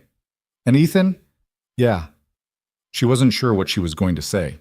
She sat with the not sureness for a moment, which was not a thing she usually allowed herself, the open air of an unfinished sentence. "Nothing," she said. "I'll see you Saturday." "Saturday," he said. She hung up and put the phone face down on the desk and looked at the residency letter for another moment. Then she opened her calendar and started working through what needed to happen in the next 2 months. The handoffs, the management structure, the contracts that needed to be buttoned up before January 15th. She was good at this. She'd always been good at making things work. Outside the window, Crestwood moved through its Tuesday morning the way it moved through everything. Without ceremony, without noticing, doing what it did. She drank her cold coffee and started building toward January. The 2 months before January 15th moved the way time moved when you had too much to do and too much to think about. Fast on the surface, slow underneath. Victoria managed the handoffs the way she managed everything, systematically, without sentimentality, with the particular efficiency of someone who had built the systems she was now stepping away from and knew exactly where each load-bearing wall was. Her operations director, a meticulous man named Garrett, who had been with Sterling Tech for 3 years, and who she had spent the last 18 months quietly and deliberately preparing for exactly this kind of expanded responsibility, took on the day-to-day with the composed confidence of someone who had been ready for longer than either of them had officially acknowledged. Her department heads had their directives. Her legal team had the contract frameworks. Her board had been briefed and had responded with the measured enthusiasm of people who had watched her navigate a recovery year and had concluded, probably correctly, that she was more dangerous with perspective than without it. The company would be fine. She knew this with the same certainty she knew the second panel was good. Not hope, not reassurance, but actual knowledge built from actual evidence. What was harder to manage was the rest of it. She painted in the 2 months before she left. Every weekend and most evenings when the workday didn't run past 9, which it did more often than it should have. She painted with the specific urgency of someone who had discovered they were capable of it again, and was not yet convinced the capability would survive a change of context. She finished 4 more panels, 2 of which were good in the honest way, one of which was overworked and saved only partially, one of which she abandoned at the underpainting stage and turned face in against the wall where it would stay. She did not feel bad about the abandoned one. Abandonment was information. She'd learned that this year. She went to the Clement Street garage on Saturdays. This did not change until the Saturday before she left, which was the last one, and even then it didn't change in the way that endings changed. It changed the way things changed when they were not actually ending. The meeting with Carolyn Marsh had happened in November. Victoria had gone, as invited, and had sat in the corner of a conference room in Carolyn's design firm on Hawthorne Avenue while Ethan presented the modular attachment system. The real prototype now, built in aluminum, the 4 frame geometry variations working exactly as the sketches had predicted. Carolyn had asked the specific, intelligent questions of someone who understood the field. Ethan had answered them with the directness of someone who had done the work and knew what the work was. Victoria had watched this and not said much, and had felt something she couldn't name precisely. Something like pride and something like recognition and something that was its own thing, particular to watching a person who had been containing themselves step into the full space of what they were capable of. After, walking to the parking lot, Ethan had said, "You didn't say anything in there." "You didn't need me to." He'd been quiet for a moment. "Carolyn wants to bring the coalition in. They have contacts with 3 medical equipment manufacturers." "I know. I was in the room. I mean, this is a different scale than the garage." She'd looked at him. Is that a problem? He'd considered it honestly, the way he considered things. "I don't know yet. I have to think about what it means for the day-to-day, for Maya's schedule, for what the garage is. It doesn't have to become something else." It might, though. He'd looked at the sky and the way he looked at things when he was working something out. "I'm not sure that's bad. I'm just not sure yet." "That's honest," she'd said. "Maya thinks I should do it." Maya's 8. Maya's extremely intelligent and has 0 patience for my hesitation. Victoria had almost smiled. She gets it from somewhere. He'd looked at her sideways. "I'm not hesitant." "You're cautious. There's a difference." "You sound like me. I've been listening to you for 3 months. He'd shaken his head slightly, and they'd parted in the parking lot, and she'd driven home with the particular feeling of something that was in motion and could not be stopped without a different kind of cost than the cost of letting it move. The last Saturday was January 11th. She arrived at 10, with coffee, the way she always arrived. The garage door was open. Ethan was at the workbench. The speaker was playing the same Al Green record from the first visit. She wasn't sure if this was deliberate or if it was just what came on, and she didn't ask because either way it was the right thing. Maya was on the 3-legged stool in the corner. This too, like the early visits. She had a library book open on her knees, but she put it down when Victoria came in, with the instinct of someone who had decided this visit was more important than the book. 4 days, Maya said. 4 days, Victoria confirmed. Do you know where you're staying? An apartment near the residency campus. Small, good light. Maya processed this. Do they have good art supply stores? I've already looked into it. Did you find one? 3 within reasonable distance. Maya appeared to find this satisfactory. She picked up her book again, which meant she was content and present. The particular reading as listening posture Victoria had come to recognize over the past months. Ethan turned from the workbench. He was working on something, not a wheelchair this time, she noticed, but the prototype, the full aluminum version, laid out with additional components she hadn't seen at the Carolyn meeting. He'd been iterating. New pieces, she said. 7th version of the lateral bracket. The 5th version was too rigid under lateral load. The 6th overcorrected. He held up the new bracket. Smaller than she expected. Cleaner. This one's right. She looked at it. He was correct. She could tell even without the engineering background, the same way she could tell when a painting had found its balance. Carolyn called yesterday, he said, setting the bracket down. I know. She emailed me too. He looked at her. She copied you. She wanted my read on the manufacturing timeline. I may have suggested some connections. She kept her voice even. You're not annoyed. I'm not annoyed. He turned back to the workbench. One of those connections is Marcus Hale. Marcus knows 3 people on the West Coast Medical Equipment Board. I know who Marcus Hale is. Then you know it's worth a conversation. Ethan was quiet for a moment, working with the bracket, making a small adjustment with a tool she couldn't name. You did this from the East Coast, he said. While you were packing. I did it from my laptop in 20 minutes. Don't make it larger than it is. I'm not. He set the tool down and turned to face her properly. I'm saying you didn't have to. I know I didn't have to. He looked at her for a moment. In the corner, Maya was reading, or performing reading while listening, which was her particular skill.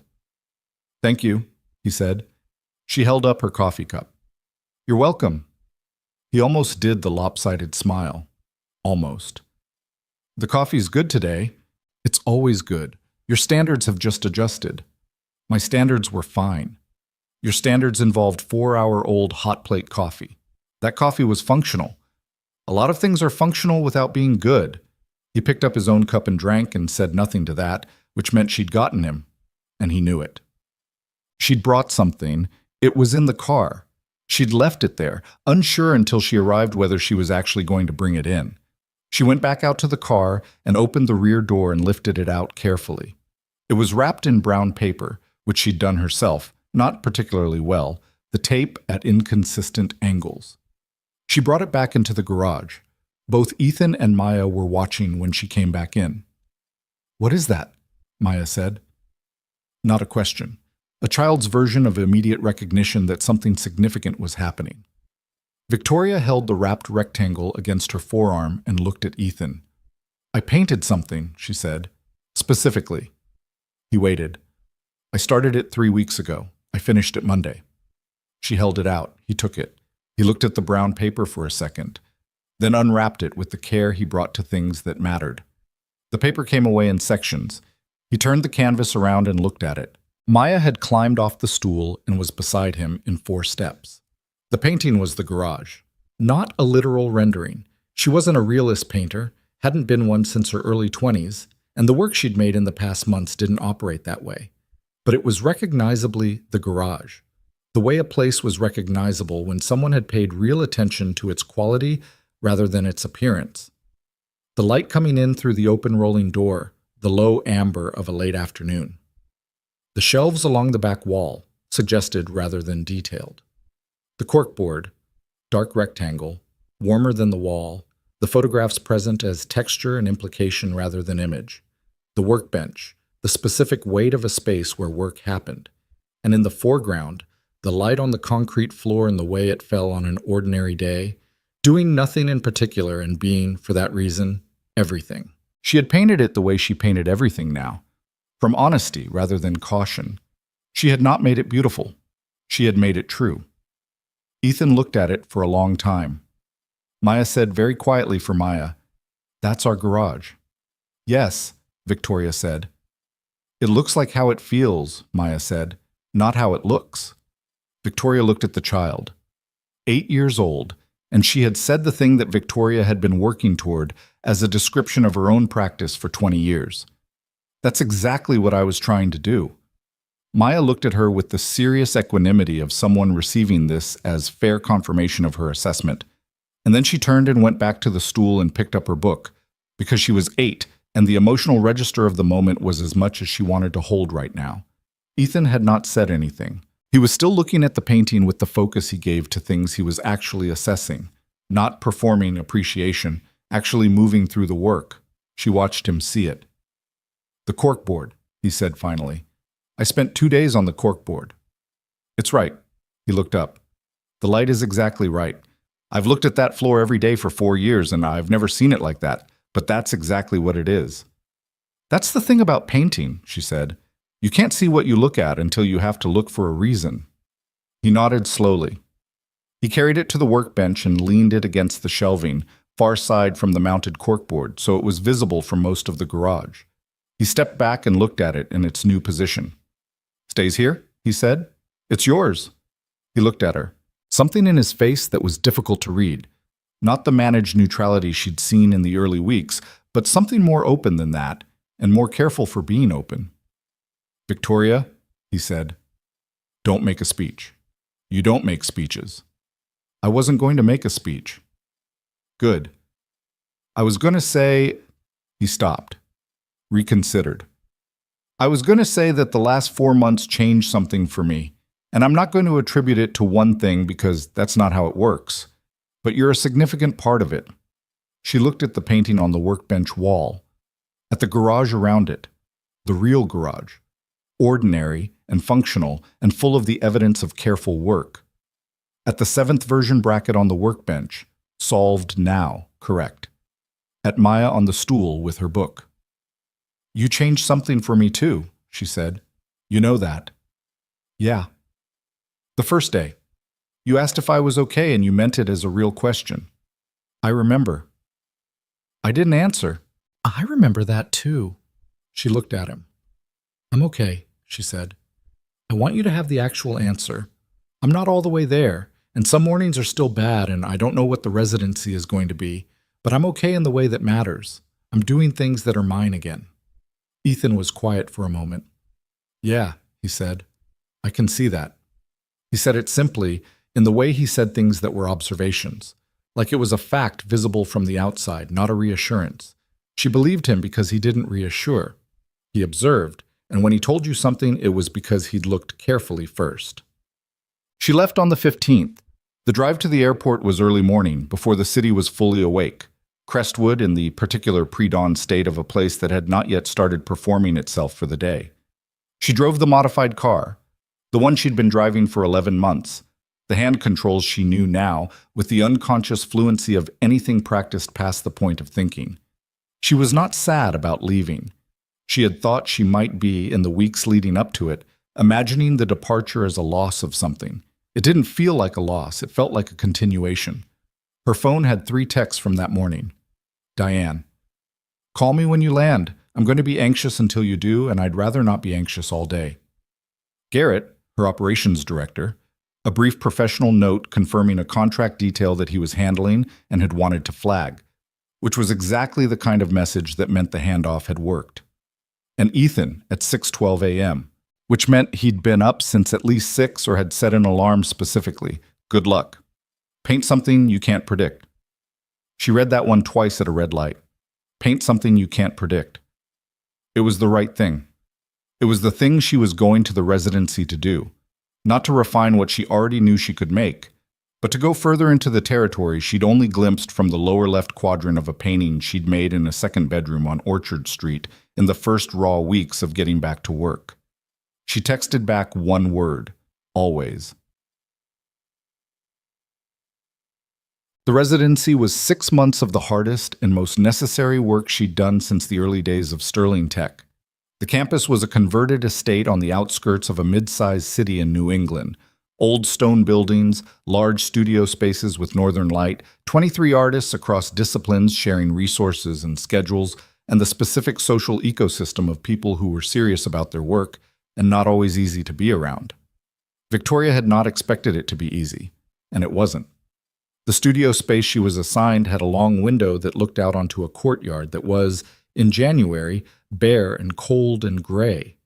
She had spent the first week arranging and rearranging the space, finding the workflow, calibrating to northern light, which was different from Pacific Northwest light in ways she hadn't anticipated. She had started 3 canvases in the first 2 weeks and abandoned all 3, and felt each time that she had wasted time. And then she had talked to a sculptor named Bridget who had been doing residencies for 20 years and who said, with the flat directness of someone who had no interest in softening experience, "The first month is always garbage. You're meeting your own habits." Victoria had gone back to the studio after that conversation and looked at the 3 abandoned canvases and thought, she's right. She was meeting her habits, the defensive ones, the ones she'd been slowly dismantling since September, but that reasserted themselves in new contexts. She started a 4th canvas. She didn't abandon it. She talked to Ethan twice a week, usually in the evenings when he'd put Maya to bed and had the garage or the house quiet around him. The calls were not long. Neither of them operated on long calls. But they were regular in the way that regularity mattered, the way knowing something would happen made it a different kind of thing. He told her about the prototype and the coalition meetings and the first real conversation with a manufacturing contact that had gone better than expected and then complicated in ways he hadn't anticipated and that he was working through. He told her about Maya's swimming, which had moved from toleration to genuine competitive intensity over the winter. He told her about a sketch he'd made that he didn't know what to do with. A product concept beyond wheelchairs, something in the broader landscape of adaptive design, something that had surprised him when it came out of the pencil. "Send it to me," she said. "It's a rough sketch." "I know what rough sketches look like." He sent it. She looked at it on her phone in the studio with the northern light coming in gray over the bare courtyard, and she looked at it for a long time with the specific attention she'd learned from him. The honest assessment, not the kind assessment. "The proportions are off in the lower right," she texted back. "I know. Everything else is correct." A pause, then, "That's what I thought. Make the adjustment and send the revised version to Carolyn." "I was thinking about it." "Stop thinking about it." Another pause, then, "How's the painting?" She looked at the fourth canvas, the one she hadn't abandoned, the one that was 3 weeks in now and beginning to tell her what it wanted to be. "Getting honest," she said. "Good honest or bad honest?" "Is there bad honest?" "There's honest that's just pain, and then there's honest that's pain plus something else." She looked at the canvas, the paint surface, the layers, the decision she'd made yesterday that had unlocked something she hadn't been able to reach for months. "The second kind," she said. "Mostly." "Good," he said. And she could hear the real thing in his voice.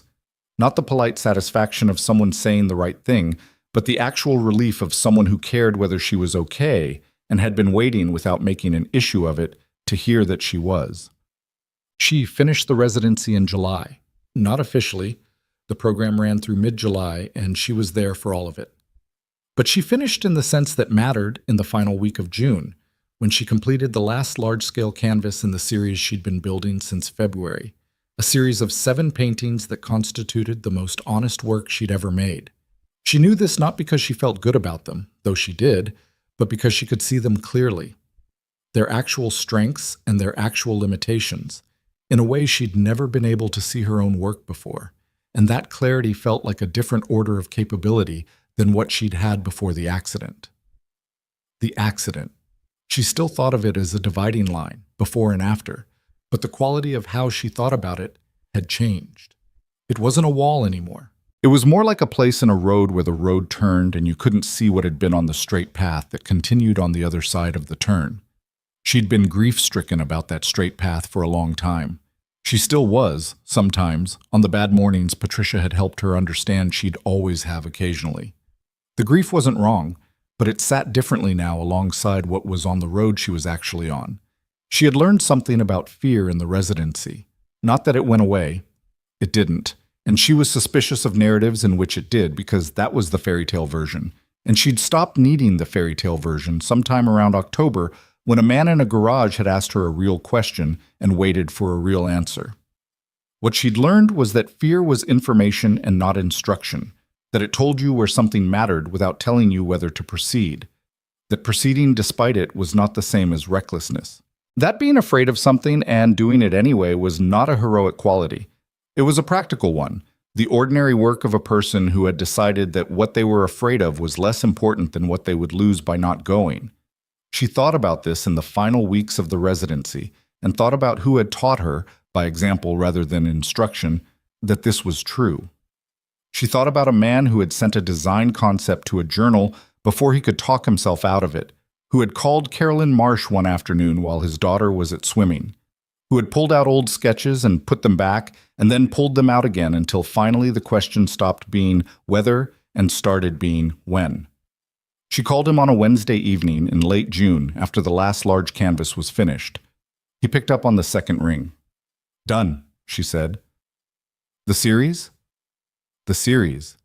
She heard him exhale, a quiet sound, the kind that meant relief rather than surprise. "Tell me," he said. 7 paintings. The largest is 4 feet by 5. The smallest is 18 by 24. She paused. "They're good." He knew what it cost her to say that without qualification. "Yeah," he said. "I know." "How do you know?" "Because you'd have said I think they're good if you weren't sure." She was quiet for a moment. This was the thing about him. The careful attention, the way it had accumulated over months into a kind of knowing that was different from what she shared with Diane or Patricia or anyone else. Not more or less. Different. The specific knowledge that came from watching someone work, from being honest with them in the way that honesty was possible when there was nothing to perform. "How's the coalition meeting?" she said. "Next week. The manufacturing contact is flying in. In person. In person." A beat. "Maya made me get a new jacket." "For the meeting?" She said the one I wore to the gallery was fine, but this is business and they're different. She's not wrong. She's 8. She was 8 in September. She turned 9 in January. A pause. "You remembered." I sent her a card. She put it on the wall in her room. He said it simply. She talked about it for 2 days. Victoria looked at the finished canvas against the studio wall, at the northern light in the courtyard, which in late June had turned into something else entirely. Green now, alive, the courtyard full of what it had been holding through the bare winter. She looked at the light and thought about the light in a garage on Clement Street and how, months ago, she'd noticed it was the same quality, that low amber, the kind that made everything look like it was being seen for the first time. "I've been thinking about what comes next," she said. "For the company? For the painting?" Garrett's been managing Sterling Tech well. Better than well. Honestly, he's made decisions I wouldn't have thought to make, and 2 of them were exactly right. I'm going back to the CEO role in July, but I think the structure has changed permanently. I can do both. You always could do both. I didn't know that before. I know, he said. I'm saying you can. She heard the distinction, not a correction, an observation, present tense, about what was true now. She had told him once that she was sick of the performance of being watched to see if she was okay.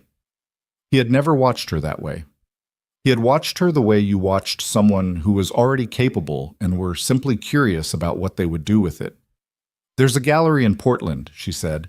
"Independent, good reputation. They reached out after the Crestwood show. One of the judges apparently talked to them. They want to see the residency work." "When?" "August." "That's fast." "I know." She paused. "I want you to come. When I show the work, I want you to see it in person." He was quiet for a moment. Not the quiet of hesitation, the quiet of someone sitting with a thing they already knew the answer to and were taking a moment to acknowledge it properly. "August," he said, "you can bring Maya. She'll tell the gallery staff everything she knows about the work. I'll brief her beforehand so she gets the details right." A sound that was almost a laugh. "Yeah, okay, August." She came back to Crestwood on July 18th, on a Thursday afternoon, driving from the airport the way she'd driven there in January. The city doing its business, the streets ordinary, the Aldridge building visible from the highway approach. She did not go to the office that afternoon. She went home, and she unpacked, and she called Diane, who answered on the first ring, and talked for 45 minutes about nothing in particular and everything in general, which was the specific function of a friendship that had lasted 15 years and showed no sign of stopping. She went to the office on Friday morning. The 14th floor looked the same. The accessible corridors, the lowered reception desk, the wide windows. Garrett met her at the elevator and walked with her to the office and gave her a clear, unhurried overview of everything that had happened in the 6 months. It took about an hour. He was thorough and direct, and she asked 5 questions and received 5 answers that demonstrated actual command of the situation. When he left, she sat at her desk and looked at the downtown Crestwood skyline. The Aldridge building reflected in the glass of the next building, herself from the outside. She wasn't sure what she felt. Something that was complete and not finished, which was different from the feeling she'd had in January, which had been incomplete and also not finished. The wholeness of something that had more room in it now. That could hold more. She picked up her phone and texted Ethan, back. His response, 3 minutes later, was, "Welcome back. Coffee Saturday?" She typed back, "I'll bring it." Then she put the phone down and opened her laptop and began to read the 6 months of work that her company had made without her. Saturday, she drove to Clement Street. The garage was how it always was. Rolling door open, the particular morning light, the sound of work happening. She could hear the low-volume speaker before she got out of the car. Different record today. She didn't recognize it, but it was the right mood. She got the coffee from the passenger seat and went in. Ethan was at the workbench. The painting was on the wall above it. Her painting, the garage, leaned against the shelving where he'd put it in January. It was still there. She hadn't known, when she painted it, whether it would stay. She saw now that it had stayed the way things stayed when they had found their right place. He turned when he heard her. She held up the coffee. "You're early," he said. "I didn't sleep well. Jet lag doesn't actually work east to west, but apparently my body doesn't know that. Maya's at swimming. She'll be back by 11. She'll want to hear everything about the residency." "I know." Victoria set the coffee on the workbench and looked at the painting, then at the prototype beside it. Full aluminum, clean geometry. The 7th version bracket she'd last seen in January, now part of a completed assembly that hadn't existed then. "You finished it." "Version 9, 7 wasn't right either." 9. The load distribution on 7 was still wrong. 8 overcorrected again. He held up the finished bracket. 9 is right. Carolyn agrees. The manufacturing contact agrees. She looked at the complete assembly, the whole system, everything he'd been building from the first cardboard mock-ups, present now in real material. "It's good," she said. "It works," he said. And then, after a moment, the thing she recognized in his voice now. "It's good." She looked at him. He was looking at the assembly the way she looked at finished paintings. The honest look, seeing it for what it actually was, without the inflation of hope or the deflation of self-doubt. The clean look. "How does it feel?" she said.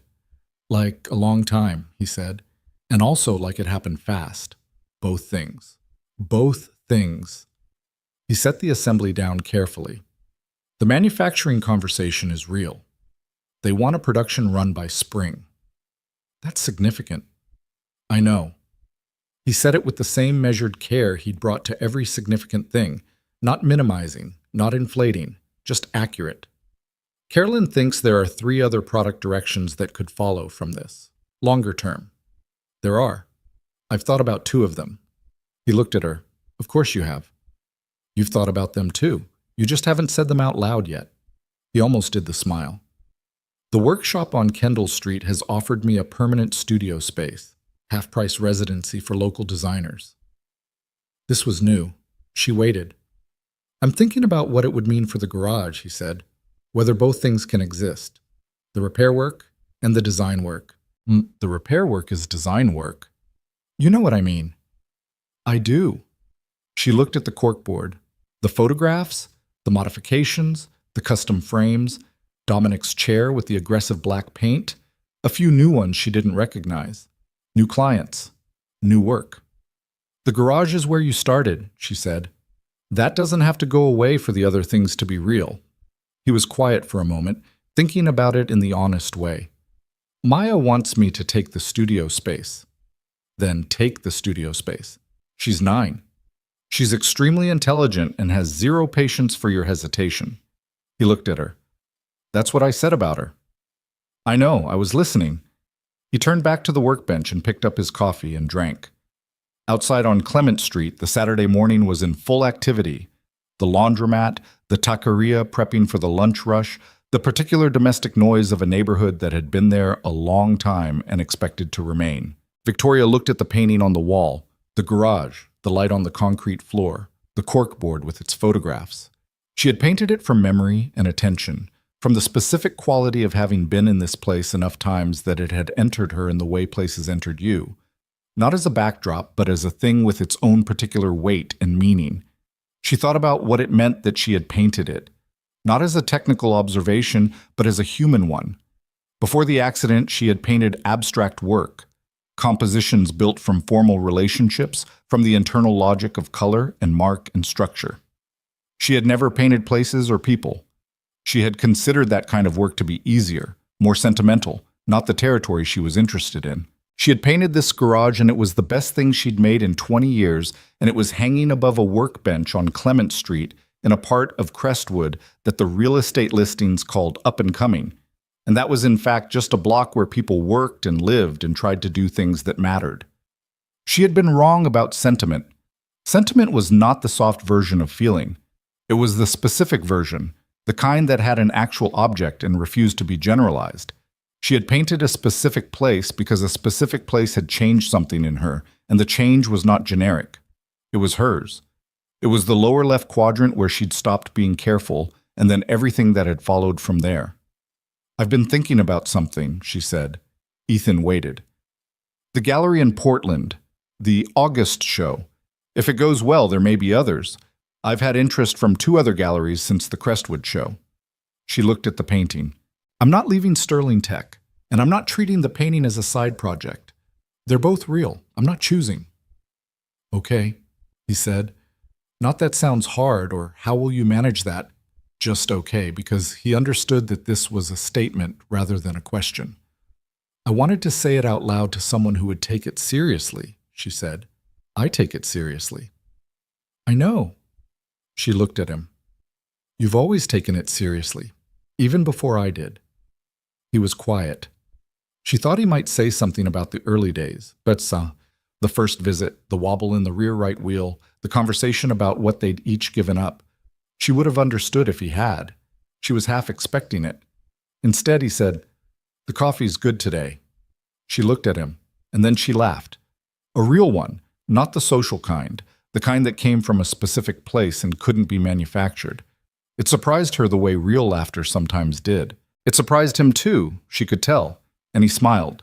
The lopsided one, brief, completely genuine. "It's always good," she said. "I know," he said. "I'm just saying." Outside, the morning light on Clement Street was doing what morning light did in this part of Crestwood in July. Warm and direct, none of the low amber drama of autumn, just clean and straightforward and bright. The kind of light you could see clearly in, which was the best kind. Maya would be back from swimming in an hour. She would want to hear everything. She would have opinions about the Portland Gallery and the studio space and the manufacturing timeline, and probably about the coffee, which she was theoretically too young for and which she had been incrementally negotiating access to since March. Ethan would hold the line on the coffee and not on most of the other things, which was the right allocation of firmness.